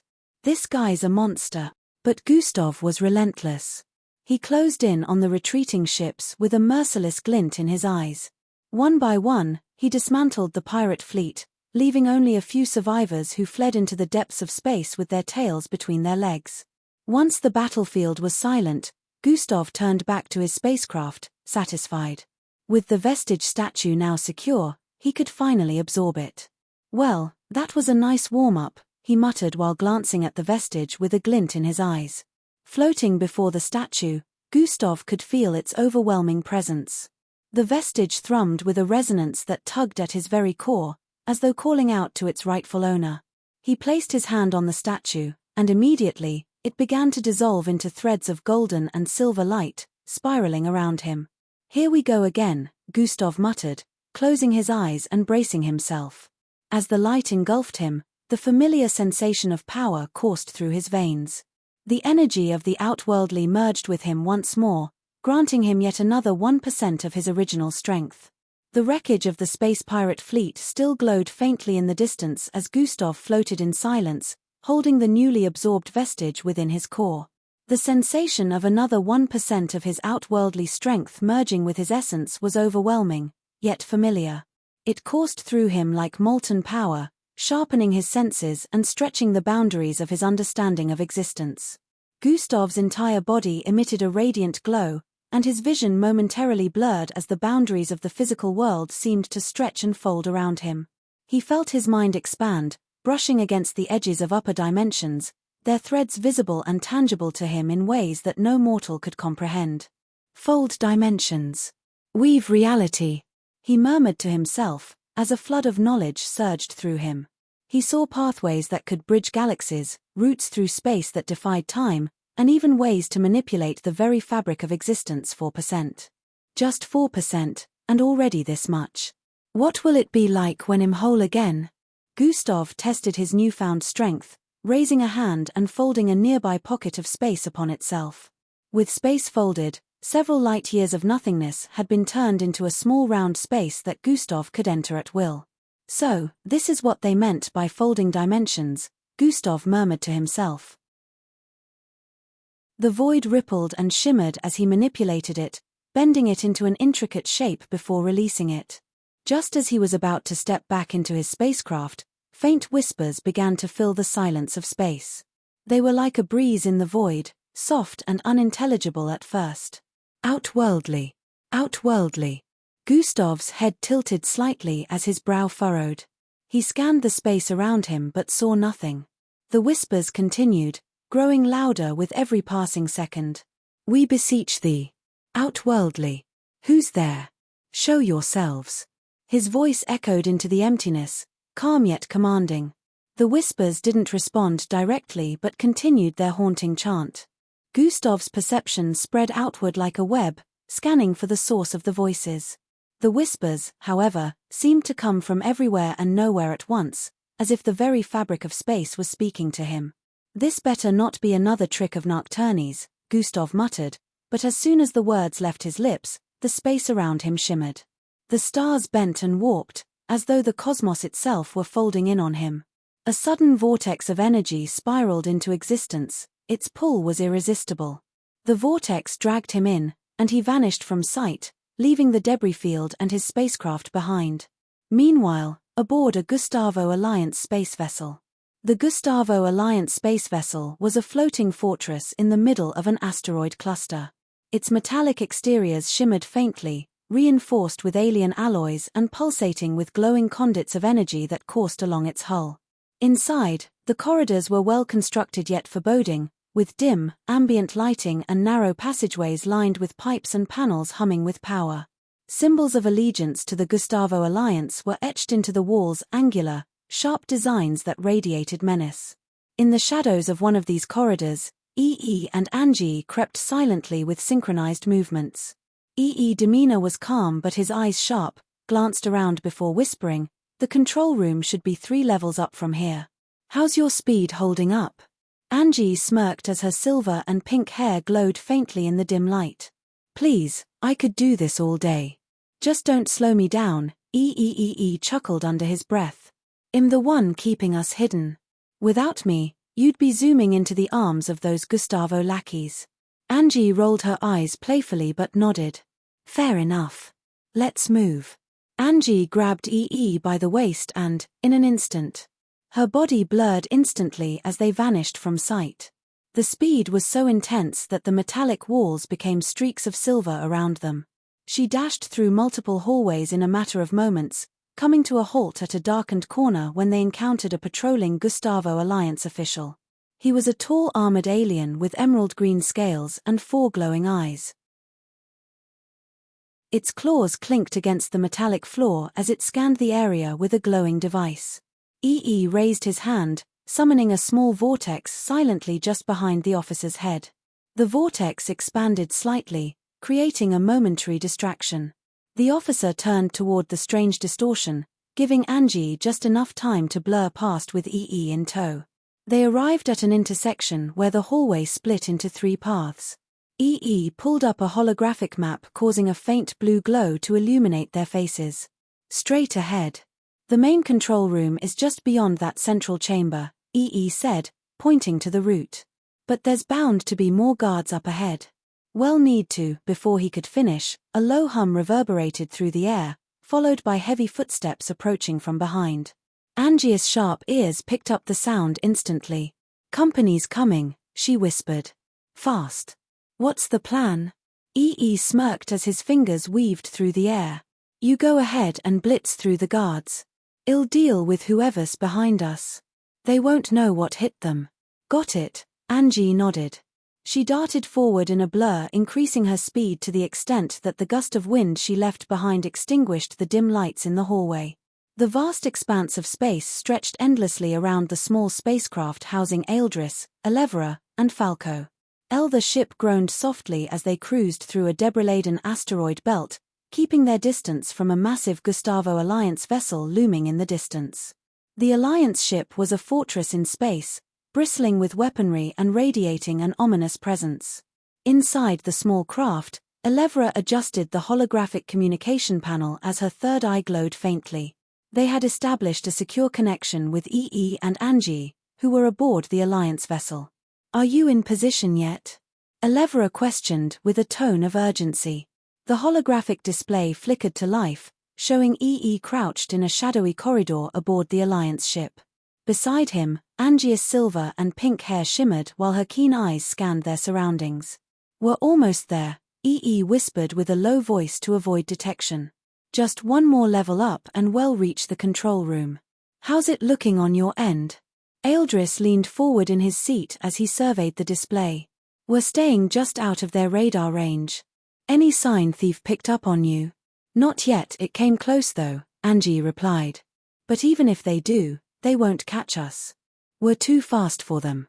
Falco chuckled from his seat as his jet-black hair cascaded over his shoulders. "Just don't get caught before you lock that engine down. We've got a lot riding on this." "Trust me, Falco," Angie shot back, smirking. "We've got this. You just focus on your part." Elevra's face remained serious. "Once you've locked the engines, notify us immediately. We need to ensure the ship stays within range for extraction if things go sideways." "Will do," EE said while glancing at Angie. "Let's move. Stay on comms. Do not forget to check out my audio series on Pocket FM. The Sin System Novel Cool Pocket FM. One link. Me Too IE7E5 Dijo I'll do a mass release once it gets to 10k plays." Chapter 1616 Not Very Subtle. Chapter 1616 Not Very Subtle. Author's Note, unedited. Chapter E. E pulled up a holographic map from his wrist device. 2 more turns and 1 more level up. Stay sharp. They might have motion sensors in this sector. Angie nodded as she prepared to sprint. "Got it. I'll clear the path. Try to keep up." Before EE could respond, she blurred into motion, with a speed that didn't even leave an afterimage. She darted down the corridor, disabling a surveillance camera with a flick of her hand before pausing at the next junction. She had been so quick that she wasn't even caught in the camera, almost like she was invisible. "Clear," she whispered into her comms. EE followed, stepping through a small vortex that opened just in front of him, allowing him to traverse the distance in an instant. He appeared beside Angie, glancing down the corridor to ensure it was truly clear. "Remind me to never race you," he muttered, earning a smirk from her. "You'd lose, obviously. Now, let's go." Back in their own vessel, Eldris, Elevra, and Falco monitored the operation closely. The holographic map of the Alliance ship displayed the positions of EE and Angie as small glowing dots, moving steadily toward their target. "They're making good progress," Eldris noted with a calm tone. "As long as they avoid detection, this should go smoothly." "If it goes smoothly, it won't feel like us," Falco joked while leaning back in his seat. "Something always goes wrong. It's practically tradition." Elevra shot him a look as her third eye narrowed slightly. "Not this time. This operation has to be perfect. If we fail, the Gustavo Alliance will know we're onto them, and they'll scatter. It'll take years to regroup." Falco sighed, raising his hands in mock surrender. "Relax, Elevra. I'm just saying. But yeah, you're right. No room for screw-ups." Eldris leaned closer to the console. "Angie and EE are capable. Let's trust them to do their part while we prepare for ours. Elevra, keep an eye on the radar. If the Alliance detects us, we'll need to move quickly. Falco, double-check the ship's cloaking field. We can't afford to be seen." "On it," Falco voiced while moving to another console. Elevra's expression softened slightly as she returned her focus to the radar. EE and Angie reached the final corridor leading to the control room. The air here was different, charged with a faint static that made the hairs on their arms stand on end. EE observed as his gaze scanned the walls. "There's a laser grid further ahead. We can't just walk through." "No problem," Angie said confidently. "I'll go through it. You do your vortex thing." EE raised an eyebrow. "You're just going to run past the laser grid?" "Those things are faster than," Angie cut him off with a smirk. Faster than me? Please. Watch and learn. Before EE could protest, Angie blurred forward. Her body moved so quickly that the laser beams didn't have time to register her presence. She skidded to a halt on the other side, grinning as she turned back to him. Told you. Now hurry up, slowpoke. EE sighed while shaking his head. Show off. He raised his hand, opening a small vortex that allowed him to step past the grid effortlessly. They regrouped on the other side, locking onto the massive doors ahead. That's it, EE said, his tone serious. Once we're in, we lock the engines and send word to the others. Angie nodded with a straight look. Let's do this. Together, they approached the doors, their next move critical to the success of the operation. Angie soon crouched beside EE in the shadows outside the control room with their eyes locked on the thick metallic doors. Are you sure this bypassing tech is going to work? Angie whispered in impatience as she adjusted her gloves. EE smirked, holding up a cylindrical device that pulsed faintly with blue light. Trust me. It's top-notch. It'll get us through without a hitch. Angie raised a brow as her silver and pink hair caught the faint glow of a nearby conduit. You said that about the last one, and I had to run through those laser grids. Imagine if I got fried. EE let out a light embarrassed cough. It will work this time. Just stay sharp. Once we're in, it's lockdown time. No room for mistakes. With a quick tap on the device, EE placed it against the door's control panel. A soft hum vibrated through the air as the mechanism began to override the locking system. Angie stood ready as she scanned the corridor for potential threats. The moment the door clicked open, the entire vessel erupted into chaos. A piercing alarm blared through the vessel, accompanied by flashing red lights that painted the metallic walls in ominous hues. So much for subtlety, Angie muttered as she darted into the control room, leaving after images behind. Inside, the control room was a bustling hub of activity. Gustavo Alliance members of varying alien origins scrambled to respond to the alarm. The room was circular, with consoles lining the walls and a central holotable displaying a three-dimensional map of the vessel and surrounding space. The pilots, seated at their stations, were of an insectoid species with exoskeletal armor and compound eyes that glinted under the red lights. Several others, a mix of reptilian humanoids with scaled skin and a towering four-armed being covered in jet-black fur, turned toward the intruders. Intruders, one of them hissed while raising a weapon. Before they could react, Angie was already among them. Her speed created a sonic boom that sent consoles crashing and chairs skidding across the floor. Her first target was the nearest pilot, whose clawed hand reached for a message switch that would have sent out an alarm outside of the vessel. With a quick strike to his thorax, she incapacitated him, sending him collapsing to the floor. Focus on the alarm, EE yelled while opening a vortex in front of a reptilian humanoid aiming a plasma rifle at Angie. The shot vanished into the vortex, reappearing behind the attacker and striking him in the back. Angie zipped to the next target, delivering a flurry of blows to the towering, four-armed being. He roared in pain, swinging his massive arms at her, but her movements were too fast for him to track. She dodged each swing with ease, delivering a powerful kick to his jaw that sent him crashing into a console. Nice hit, EE voiced while sidestepping a blast of energy from another attacker. He opened a portal beneath the attacker's feet, causing them to fall through and reappear upside down on the other side of the room. The remaining pilots attempted to draw their weapons, but Angie's blinding speed disarmed them in seconds. She tossed their weapons into a pile, which EE quickly teleported into deep space through another vortex. Control room secure, Angie voiced with steady breaths despite the intensity of the fight. EE moved to the main control panel, typing furiously as he worked to disable the alarm and lock down the engines. The alarm ceased abruptly, leaving only the sound of the vessel's machinery and distant shouts as more Gustavo Alliance members approached. Engines locked. Doors sealed. We're good, EE voiced while turning to Angie with a grin. Not quite, Angie replied while turning toward the door as it slid shut. Just before it closed completely, a Gustavo Alliance member slipped through, drawing both their attention. The newcomer was humanoid but covered in glowing silver tattoos that pulsed with energy.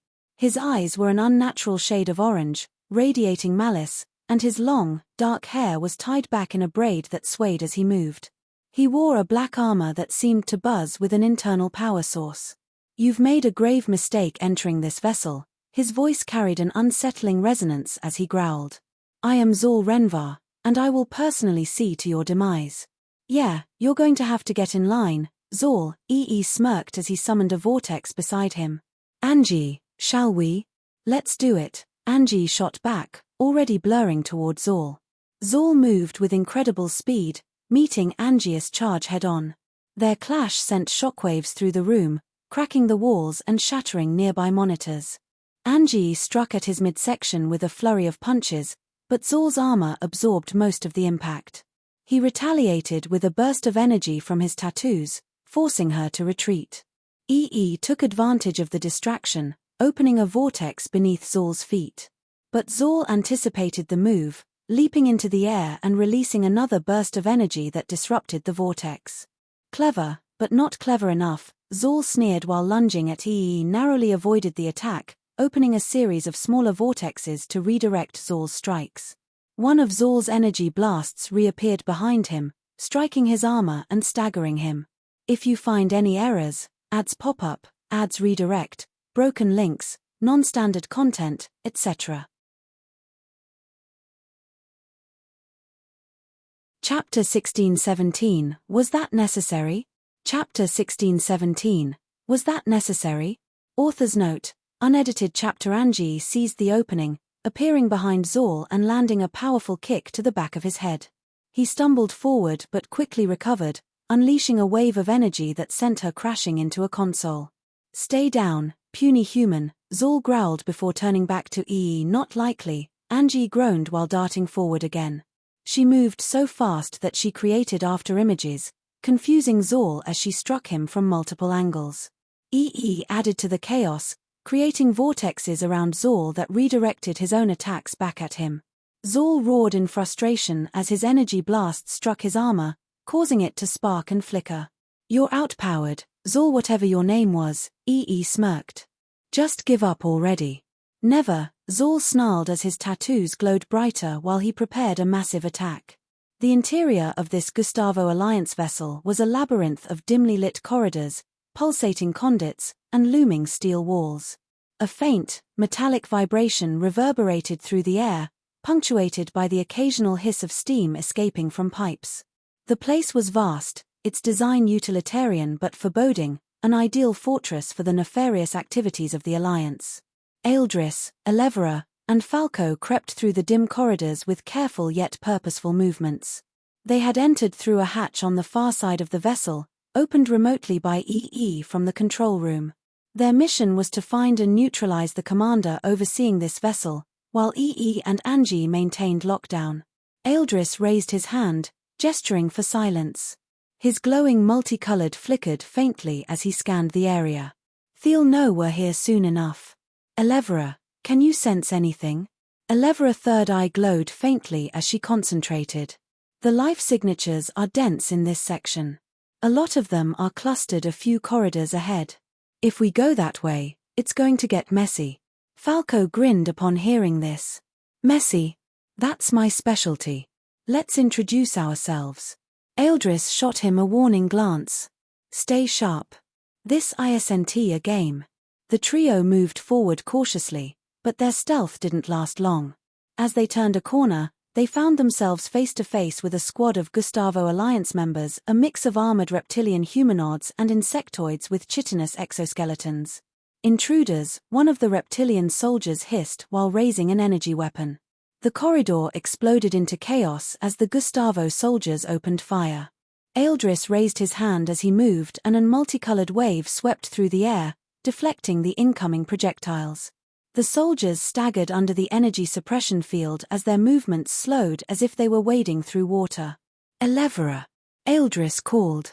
Elevra stepped forward as her third eye flared brightly. A beam of purple energy shot from the glowing eye, striking the nearest soldier. The beam didn't just wound, it shrank the soldier's weapon to the size of a pebble, leaving him defenseless. Falco, on the other hand, lunged forward with his arm morphing into a dark blade. He ducked under a swipe from one of the insectoid soldiers, spinning to deliver a precise strike that severed one of its clawed arms. "Messy enough for you," he quipped. "Focus, Falco." Eldris barked, as he sent another wave of multicolored energy rippling through the corridor, sending several soldiers crashing into the walls. Despite their initial success, more soldiers poured into the corridor. In the control room, the battle between Angie, and Zol raged on. The room was a chaotic mess of shattered consoles, flickering holodisplays, and the hum of failing systems. Zol stood in the center of the room as his silver tattoos glowed with an eerie light while he unleashed bursts of energy. His movements were quick and relentless. Angie blurred forward, creating shockwaves with her speed as she darted around Zol, aiming strikes at his midsection. But Zol anticipated her moves, his tattoos flaring as he conjured a barrier of shimmering energy that sent her flying backward. Standing near the control panel, opened a vortex in the path of Zol's next attack. The energy blast disappeared into the vortex, reappearing behind Zol, but he swiftly sidestepped, evading it. "Don't take me for a fool. I learn from my mistakes," Zol growled while turning toward "You're a pest, Vortex boy. Let's see how well you fight up close." He lunged forward as his fists glowed with energy. Narrowly dodged the first punch, opening a vortex to teleport himself across the room. "Angie, a little help here." Angie was already moving. She appeared behind Zol in an instant. She landed a powerful kick to the back of his knee, causing him to stagger. "I've got you, Vortex boy. Try to keep up," she voiced sarcastically, causing to shudder. The two worked in tandem, as Angie using her speed to keep Zol off balance while redirected his attacks with his spatial manipulation. Despite their efforts, Zol's power was immense, and his resilience made him a formidable opponent. Back in the corridors, Eldris, Elevra, and Falco were fighting desperately against the seemingly endless wave of Gustavo Alliance soldiers. The smell of burnt metal and the sound of energy blasts filled the vicinity. Elevra created a barrier of purple energy, shielding the group from an incoming volley of projectiles. "We can't keep this up forever. We need a plan." Eldris' eyes narrowed. "We push through. The commander has to be close. Falco, take point. Elevra, cover us. Let's move." Falco charged forward, slicing through the enemy ranks with his dark blade. Figures were smoothly cleaved in two while Falco did his best to limit his power so as not to end up destroying the entire vessel from the inside out. Fortunately, he had managed to carve a path through the enemy ranks. Eldris followed, sapping color from the surroundings and slowing their opponents, while Elevra fired purplish beams from her third eye to incapacitate the most dangerous threats. "We'd better find him," Falco shouted as he slashed through a towering reptilian soldier. "We will," Eldris replied with a calm voice despite the chaos. "Keep moving. We're almost there." In the control room, Zol was beginning to show signs of strain. His movements were slower, his energy blasts less precise. And Angie seized the opportunity to press their advantage. "You're not rebooting anything," voiced while opening a vortex beneath Zol's feet. The vortex pulled at him, destabilizing his stance. Angie appeared behind Zol, delivering a rapid series of punches to his midsection. "Stay down, big guy." Zol roared as he gathered energy from every inch of his tattoos and unleashed a wave of energy that sent both and Angie flying. He turned toward the control panel, his intent clear. "Oh no, you don't," shouted, opening a vortex in front of the control panel. The vortex absorbed Zol's hand as he reached for the controls, sending it through another vortex that dropped it harmlessly into empty space. He tightened his fist and the vortex instantly closed around Zol's hand, causing it to get severed immediately. "Arg!" Rurul screamed in pain as blood gurgled out from where his hand was supposed to be located. Angie darted forward and delivered a devastating kick to Zol's chest. He got sent flying towards the other end as his chest caved in and his glowing tattoos dimmed. "It's over, Zol," Angie voiced with a cold tone. Zol sank to his knees. "You won't win," he growled while vomiting a mouthful of blood before collapsing.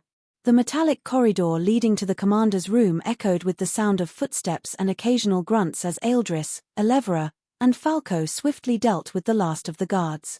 The walls were lined with faintly glowing conduits, pulsating with the lifeblood of the ship's energy systems. 6 Gustavo Alliance guards blocked the massive reinforced door leading to the commander's quarters.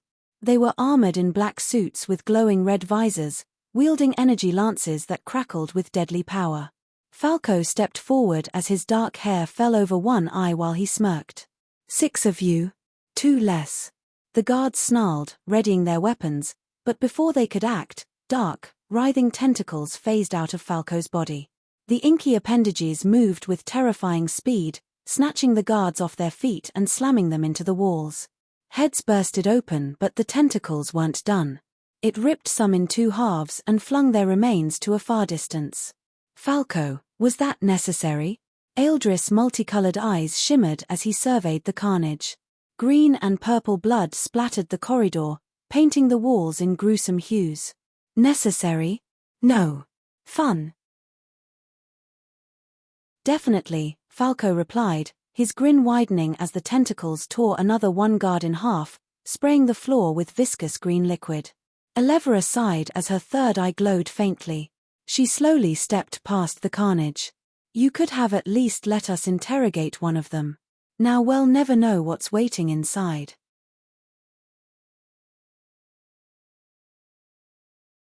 Chapter 1618, Ominous Predicament. Chapter 1618, Ominous Predicament. Author's note. Unedited chapter *** doesn't matter. We kick the door down, we deal with whatever's there ***, Falco said, the tentacles retracting into his body as he approached the massive door. ##****, the commander's room. A scandalous scene *** with a powerful *** kick ***, the heavy door burst open, revealing a sprawling *** luxurious room ***. Unlike the rest of the ship, the commander's quarters were decadently adorned. Silken drapes in shades of crimson and gold hung from the walls, and the air was thick with the musky scent of burning incense. A massive circular bed sat in the center of the room, its silken sheets in disarray. On the bed, the ** commander ***, a towering reptilian humanoid with dark green scales and glowing yellow eyes, was entangled with ** 2 females ** of different species. One was a humanoid with soft, pink skin and pointed ears, while the other was an alien with shimmering, blue translucent skin and gills along her neck. Both were ** naked **, their startled expressions frozen as they turned to face the intruders. ***, what in the? ***, the commander roared, his voice a deep, guttural growl. He scrambled to grab a weapon from the bedside table, his movements clumsy in his panic. Falco stepped into the room, his dark hair falling over his face as he smirked. ***, well, this is awkward. Didn't mean to interrupt your little session. ***, who are you lots? Guards. ***, the commander bellowed, his scales flaring as he reached for his communicator. ###***, the confrontation ***, before the commander could call for reinforcements, ***, Elevra's third eye ***, flared brightly, emitting a beam of purple energy that struck the communicator, shrinking it to the size of a pebble. It fell uselessly from his hand. ***, no guards are coming Elevra said coldly, stepping forward. ***, they are all dead. Just like you'll be if you don't cooperate. ***, the 2 females scrambled off the bed, grabbing sheets to cover themselves as they huddled in the corner. The commander rose to his full height, towering over the intruders. His yellow eyes glowed with rage as he flexed his claws. ***, you think you can barge into my quarters and threaten me? Do you know who I am? I'm Commander Gralix of the Gustavo Alliance. I've destroyed entire civilizations. ***, Eldris, standing calmly in the center of the room, raised his hand. ***, swirls of color *** began to manifest around him, shimmering hues that danced and shifted like liquid light. ***, Gralix, was it? You're about to add loser to us to your impressive list, *** Eldris said, his voice even and calm. ** Now sit down and answer our questions, or I'll paint this room with a new palette, one you won't enjoy. The fight Gralix roared, lunging at Eldris with surprising speed. His claws slashed through the air, but just before they connected, Eldris' colors surged forward, forming a shimmering barrier of light that absorbed the impact. Too slow, big guy Falco said, his dark tentacles shooting forward to wrap around Gralix's legs. He yanked hard, sending the commander crashing to the floor. Gralix snarled, his claws glowing with a fiery red energy as he slashed at the tentacles. They recoiled briefly, but Falco grinned. Oh, you've got tricks. So do I, The tentacles surged back, wrapping around Gralix's arms and pinning him down. Elevra stepped forward, her third eye glowing with intensity. This could have been simple, Gralix. Now you've just made it painful. She unleashed another beam of energy, this time striking Gralix's legs. They shrank to half their size, rendering him unable to stand. Release me. You have no idea what you're doing. The Gustavo Alliance will hunt you to the ends of the galaxy. Gralix roared, struggling against his restraints. Eldris walked closer, his multicolored barrier shimmering around him. We're not interested in your threats, Commander. We want information. Where is your base of operations? Where are the two leaders hiding? Gralix spat on the floor, his yellow eyes glaring defiantly. I'll tell you nothing. Kill me if you want, but I won't betray the Alliance. Falco sighed dramatically, his tentacles tightening around Gralix's throat. You say that like you've got a choice. Let's see how long you can hold out. Elevra turned to Eldris. Hes too arrogant to talk willingly. Let me shrink something important. Maybe then he'll reconsider. Gralix's defiance faltered, a flicker of fear crossing his face. You wouldn't dare try me. Elevra interrupted, her third eye glowing ominously. The interrogation After a few more moments of threats and pressure, Gralix finally relented. Fine. I'll tell you what you want to know. Just call off your freaks. Eldris leaned closer, his expression neutral but his multicolored eyes piercing. Start talking, Commander. And don't leave anything out. Gralix growled, his voice bitter. The main base is in the Nebulan Expanse hidden within an asteroid field. The two leaders you're looking for. I don't know their exact locations. They keep themselves hidden, even from us. Falco tightened the tentacles slightly. You're holding back, Commander. I can feel it. What else? Gralix hissed in frustration. There's a relay beacon in this ship's databanks. It contains encrypted coordinates for one of the leaders. But you'll never crack it. Elevra smirked. We'll see about that.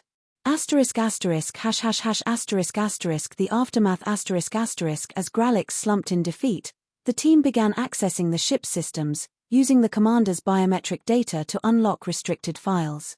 With the location of the relay beacon in hand, their mission was far from over. But they had taken the first step in dismantling the Gustavo Alliance. As the alarms finally fell silent, Eldris, Elevra, and Falco reached a massive reinforced door deep within the vessel. Eldris placed his hand on the door, feeling the faint energy signature behind it. The commander is in there, he said, his voice resolute. Then let's finish this, Falco said, his energy blade glowing brightly. Elevra nodded, her third eye glowing as she prepared for the final confrontation. They knew the hardest part of their mission was yet to come. To be continued. SSS **** The showdown with Commander Gralix **** The spacious bedroom, once a place of indulgence and decadence, now crackled with destructive energy as ***Aeldris ***Elevra and Falco faced off against Gralix the towering reptilian commander of the Gustavo Alliance. The luxurious furnishings lay in shambles, shredded by beams of energy and the force of relentless attacks.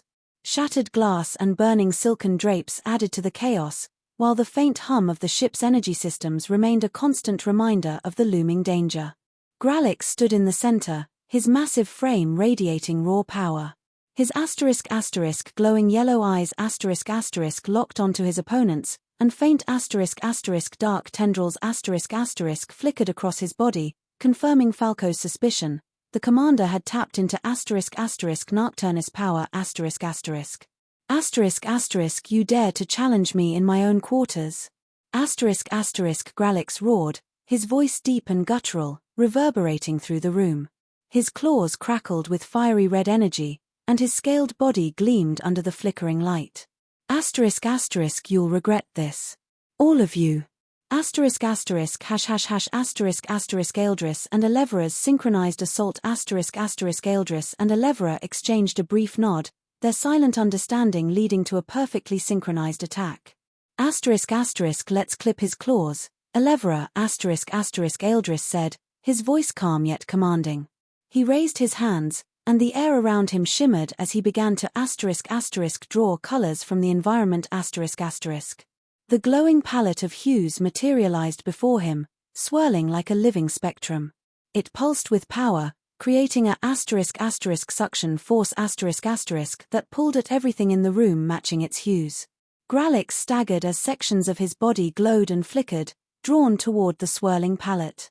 The suction force gripped him, causing his glowing tattoos to flicker erratically. What is this trickery? Gralix bellowed, struggling against the pull. Focus on that, why don't you? Elevra's voice rang out as her third eye flared. A concentrated purple beam shot forth, streaking toward the commander with devastating speed. Gralix growled, raising his clawed hand to meet the attack. His claws slashed through the air, slapping the beam away with a burst of energy. But the deflected beam doubled in size twisting and morphing into a volatile sphere of energy. Incoming. Elevra yelled, diving for cover as the energy sphere exploded with a deafening roar. The explosion tore through the bedroom blowing out one of the walls. The vacuum of space briefly threatened to engulf them before emergency barriers activated, sealing the breach. A thick cloud of smoke and debris filled the room. Falco takes center stage as the smoke cleared, Falco stood unscathed amidst the destruction. His dark hair hung over his forehead, and his piercing gaze locked onto Gralix, who stood panting, his scales charred in places but still exuding defiance. Behind Falco, Eldris and Elevra lay sprawled on the floor, bruised and slightly blooded. Elevra clutched her side, wincing, while Eldris pushed himself up with a grimace. You two rest, Falco said coldly, not turning to look at them. He's mine. Falco, Eldris started, but Falco raised a hand to silence him. No. I can feel it, Eldris, Falco growled, his voice trembling with suppressed rage. Dark tendrils began to phase out of his body, writhing ominously. That foul presence in him, it's my father's. He borrowed power from Nocturnes. Elevra's third eye flickered weakly as she looked up at him. Falco, don't but Falco was already moving. His dark tendrils surged forward, slicing through the debris as he lunged at Gralix. **** Falco's rage unleashed ****. Gralix barely had time to raise his claws before Falco's tendrils wrapped around his arms and legs, slamming him into the floor with a thunderous crash. The sheer force left cracks in the metallic surface. ****, you think you're powerful because of nocturnes? You're nothing, ****, Falco snarled, his tendrils tightening around the commander like constricting serpents. Gralix roared, his tattoos glowing as he unleashed a pulse of red energy. The blast shattered Falco's tendrils, sending him skidding back. The commander rose to his feet, his scales glowing ominously as dark tendrils of his own began to emerge. ***, you underestimate me, boy. Nocturnus power flows through me. Gralix charged, his claws slashing toward Falco with blinding speed. Falco met the attack head-on, his dark powers manifesting as a shadowy shield that absorbed the brunt of the impact. The two clashed violently, their strikes creating shockwaves that shook the entire vessel. Falco's rage fueled his strength. He drove his knee into Gralix's midsection, sending the reptilian commander stumbling back. With a roar, he unleashed a wave of dark energy that engulfed Gralix, slamming him into the far wall. The turning point Gralix staggered to his feet, his breathing labored. His tattoos flickered, their glow dimming as his connection to Nocturnus power waned. You can't win, Falco said, advancing slowly. His tendrils writhed around him, ready to strike. Your borrowed power is nothing compared to mine. Gralix snarled, lunging forward in a desperate attempt to turn the tide. But Falco was ready. He sidestepped the attack and drove his fist into Gralix's chest, sending the commander crashing into the floor. Before Gralix could rise, Falco's tendrils pinned him down, wrapping around his arms, legs, and throat. The commander thrashed and roared, but he was no match for Falco's relentless assault. Falco's dark eyes glinted with fury as he raised a tendril, poised to deliver the killing blow. You don't deserve to live, he growled. Eldris intervenes, Falco, stop. Eldris' voice rang out, firm and commanding. Falco hesitated, his tendrils trembling as he turned to look at Eldris. Why? Hes a servant of Nocturnes. He deserves to die. We need him alive, Eldris said, stepping forward. His multicolored eyes glowed faintly as he spoke. He has information we need. Killing him now would be reckless. Falco's grip tightened around Gralix, his jaw clenched in frustration. Hes a monster, Eldris. You didn't feel it like I did, Nocturnus' presence. Hes dangerous. And that's exactly why we need him alive, Eldris replied calmly. If Hes connected to Nocturnes, he might know more than we realize. Killing him won't solve anything. Falco growled low in his throat, but after a tense moment, he released the tendrils, letting them retract back into his body. Gralix lay on the floor, battered and gasping for breath. The aftermath Elevra limped forward, her third eye glowing faintly as she scanned Gralix. Hes weak now. He won't be a problem. Falco crossed his arms, glaring down at the commander. He'd better start talking.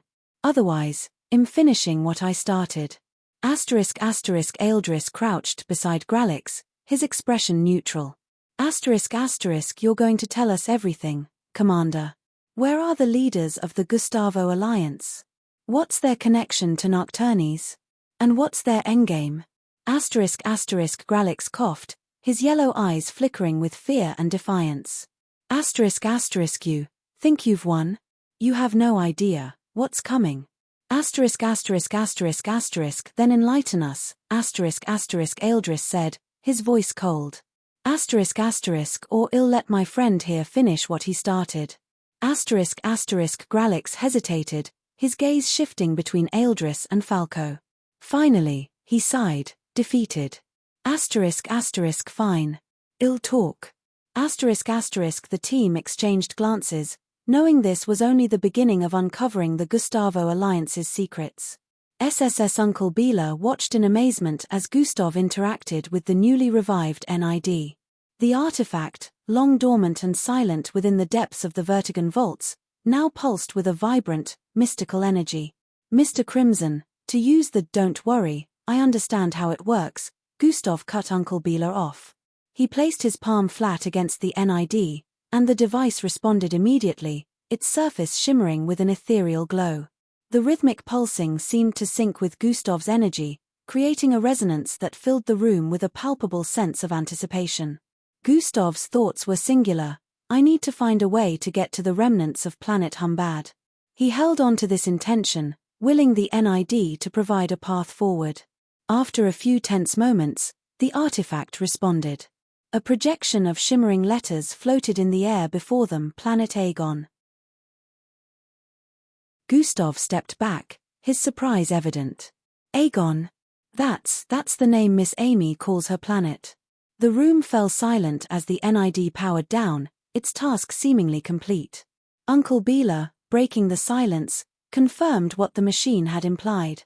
It seems that whatever you need, Gustav is tied to planet Aegon. According to our ancestors, the NID has never been wrong.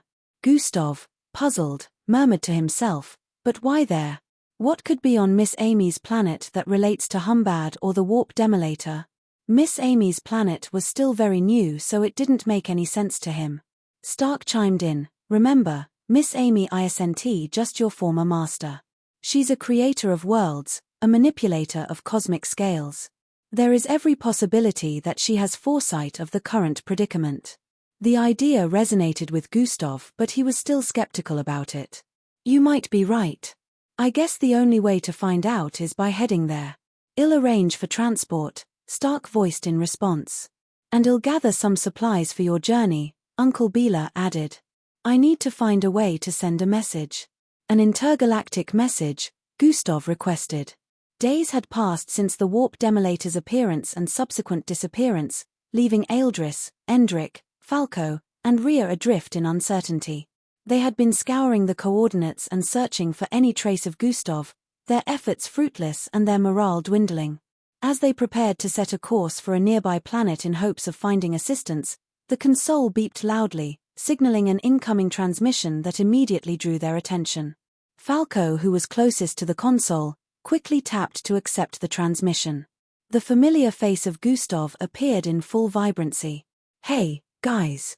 The group exchanged looks of relief mixed with confusion upon his appearance.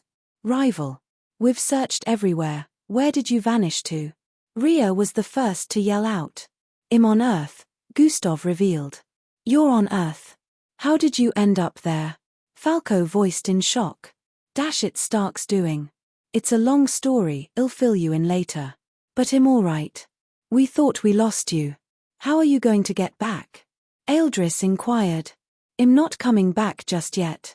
I'm actually about to head to Miss Amy's planet, Aegon. His revelation prompted a round of surprised murmurs among the group. Miss Amy's planet? Why?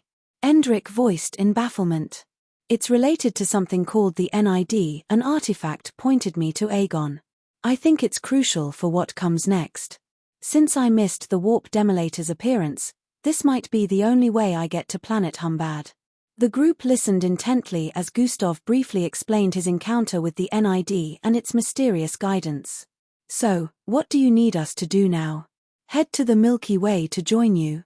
Eldris inquired. No, that won't be necessary. You're over a month away, and I can't have you trailing behind that long. Instead, I need you to fix up my ship. I believe by the time you're heading back, I will have gotten what I need. Okay, we could help with other things while you do what needs to be done, Endrick answered with a nod. Thanks. I'll keep you posted on my progress and what I find out on Aegon. As the transmission faded, the crew sat back, processing the flurry of information. Gustav was safe, but he would have to tread alone on the journey ahead of him. They turned their attention to the task at hand, repairing Gustav's spacecraft and finding their way back without mishaps.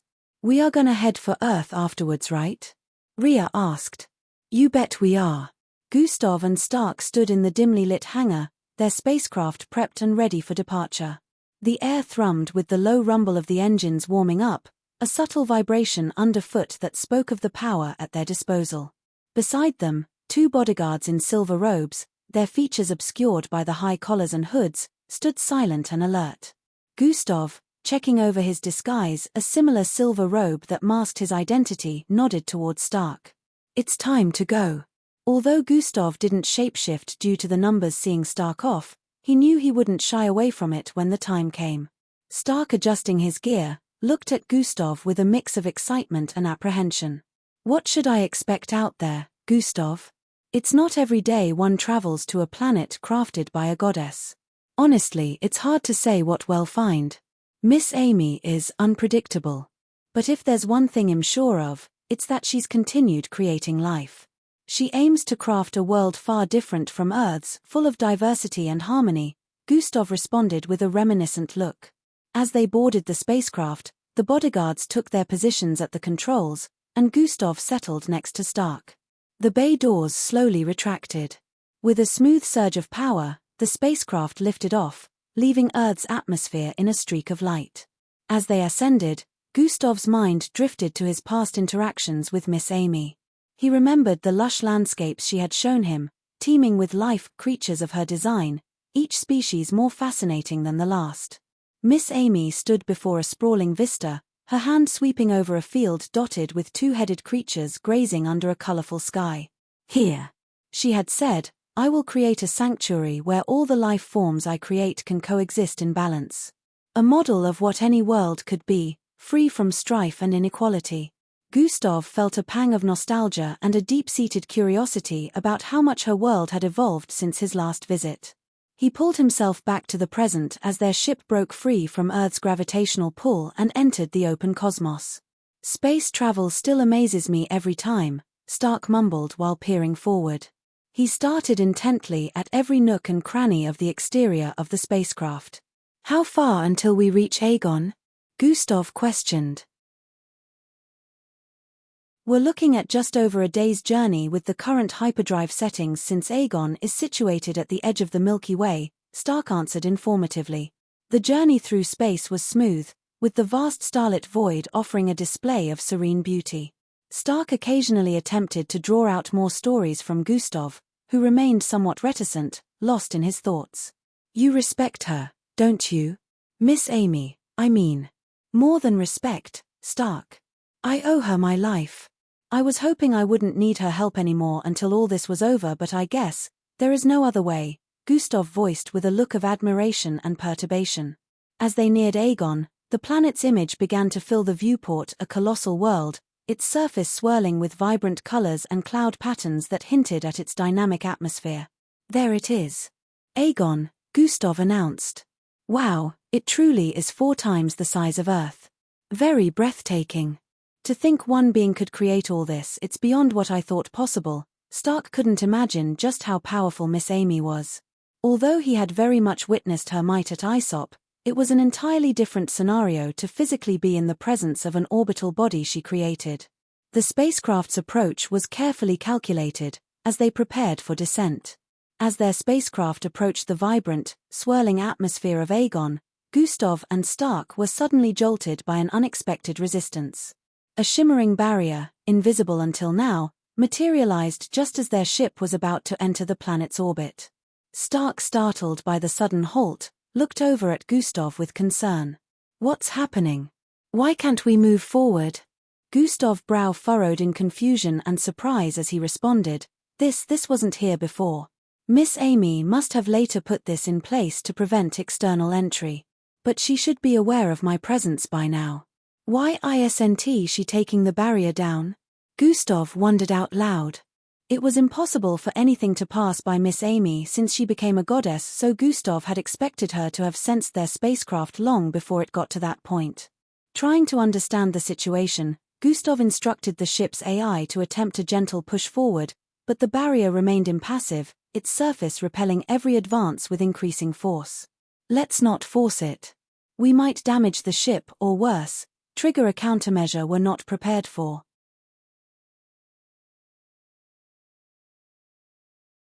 Chapter 16-19 Worldwide Sorrow. Chapter 16-19 Worldwide Sorrow. Author's note. Unedited chapter. Ilin looked troubled. But how? The unrest is growing, and people are losing faith. Framboltin took a deep breath. I will address the people and call for a summit of all leaders and factions. We need to come together, now more than ever. The playback showed scenes of unrest and division across planet Humbad. Protests erupted in the streets, clashes broke out between opposing factions, and fear and uncertainty spread like wildfire. It looked like history was repeating itself once again. In one scene, Gustav watched as a group of dissenters gathered in a secluded space. Their faces were filled with anger and frustration, their voices hushed but intense. We cannot trust Framboltin the 88th, one of them said with a tone of conviction. His methods are weak, and our survival is at risk. We need strong leadership to protect us. But what can we do? Another asked, her voice trembling. The barrier is failing, and we are running out of time. Calder spoke up. We need to take decisive action. If Framboltin will not lead us well, then we must lead ourselves. We must find a way to restore true unity, one built on strength and resolve. As the unrest grew, the barrier continued to weaken. The ashy sand-like matter pressed harder against it, the dark force swirling and writhing, seeking a way through. The cracks continuously spread. Framboltin the 88th addressed the people from the Great Hall. My fellow Slarkovs, we face an existential threat. The barrier that protects us is failing because of the divisions among us. Let us put aside our differences and work together to restore our unity and strengthen the barrier. The summit of all leaders and factions began in the Great Hall. Representatives from all sides gathered around a large table. Framboltin the 88th opened the summit with a heartfelt plea for unity. We are all Slarkovs, he began, his voice steady but impassioned. We all want the same thing, to protect our world and ensure our survival. The barrier keeps failing because we are divided. We must find a way to come together, to work as one. Tarek, a community leader, spoke up. We need to address the root causes of our division. People feel marginalized. Not everyone is satisfied with the Framboltin leadership. We must ensure that all voices are heard and that our society is built on cooperation. Calder, the fierce dissenter, countered. We need strong leadership, not appeasement. The barrier is failing because we are weak. We must take decisive action to protect our people. The debate continued, with each side presenting their views and concerns. As the summit progressed, Framboltin the 88th worked tirelessly to mediate and find common ground. He listened to each side, offering compromises and solutions. Slowly, some progress was made, and a tentative sense of hope began to emerge. In one scene, Gustav watched as Framboltin the 88th met with Tarek and Calder in a private chamber. The atmosphere was tense, but there was a glimmer of understanding. Tarek, Calder, Framboltin said, his voice sincere, I know we have different views on how to protect our people. But we must find a way to work together. The barrier is failing, and our survival depends on our unity. Tarek nodded. I agree, Chief Framboltin. Unity is our objective. Calder, though still defiant, softened slightly. I understand the need for unity. But we must also be strong and decisive. We cannot afford to be weak. Framboltin smiled, a sense of relief washing over him. Then let us find a way to balance strength with compassion. Together, we can restore our unity and protect our world. The only way that works is if you step down as chief. Calder words caused his smile to vanish instantly. But why? Chief Framboltin the 88th questioned with a low tone. It is quite obvious that your methods have failed to foster peace and unity whereas your fathers worked. The Slarkovs need a decisive leader that will continue your father's legacy, not some weak-willed leader who is unwilling to get his hands dirty, Calder stated with a strong look of disgust. And if I were to step down, who would take on the mantle of leadership? Framboltin the 88th inquired. I shall, Tarek stated. Shut up, Tarek. You're clearly too not eligible. I will take up the mantle, Calder voiced with a condescending look.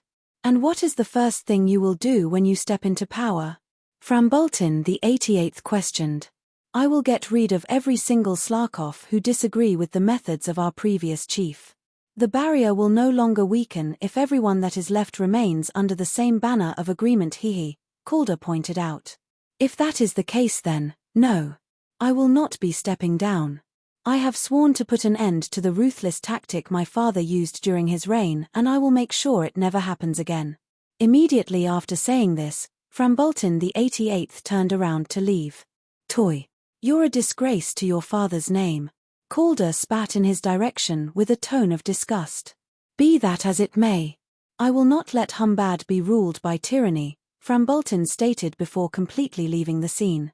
Soon, the situation on planet Humbad reached a critical juncture. Despite Framboltin the 88th's best efforts to heal the divisions within Slarkov society, the unrest continued to rise at an alarming rate. The barrier, weakened by the lack of unity, began to falter more visibly. Its light flickered under the relentless pressure of the ashy sand-like matter. Framboltin stood in the command center, his expression grave as he observed the holographic display of the barrier. The cracks were spreading faster now, and the dark force outside seemed more determined than ever to consume their world. He knew that if they did not find a solution soon, the end of their species was inevitable. He gathered his advisors for an emergency meeting in the Great Hall. The atmosphere was tense, the weight of their dire situation pressing heavily on everyone present. My friends, Framboltin began, his voice steady but filled with urgency, we are facing an existential threat unlike any we have encountered before. The barrier is failing, and the unrest among our people is tearing us apart. We must find a way forward, or we will be consumed along with our planet. Siran, the seasoned advisor, spoke up. Chief Framboltin, we need to consider all options. If we cannot restore unity and strengthen the barrier, we may need to evacuate the planet. Ilin, the young and passionate advisor, looked conflicted. But where would we go? This has been our home for millennia. Leaving would be an admission of defeat. Framboltin nodded, his expression resolute. I understand your concerns, Ilin. But we must prioritize the survival of our species. I have made a difficult decision. We will prepare to evacuate the planet. The advisors exchanged uneasy glances, but they knew that their leader was right. The unrest was too deep-rooted, the divisions too entrenched. Staying on Humbad would only lead to their extinction. Framboltin addressed the people of Humbad in a broadcast from the Great Hall. His voice echoed through the city, reaching every corner of their world. My fellow Slarkovs, we face a grave threat. The barrier that protects us is failing, and our unity is crumbling. We have tried to heal our divisions, but the unrest continues to rise. For the survival of our species, we must make a difficult decision. We must prepare to leave our beloved planet. The announcement sent shockwaves through Slarkov society. Families gathered around screens, their faces filled with fear. Gustav watched as the playback showed scenes of the reactions across Humbad.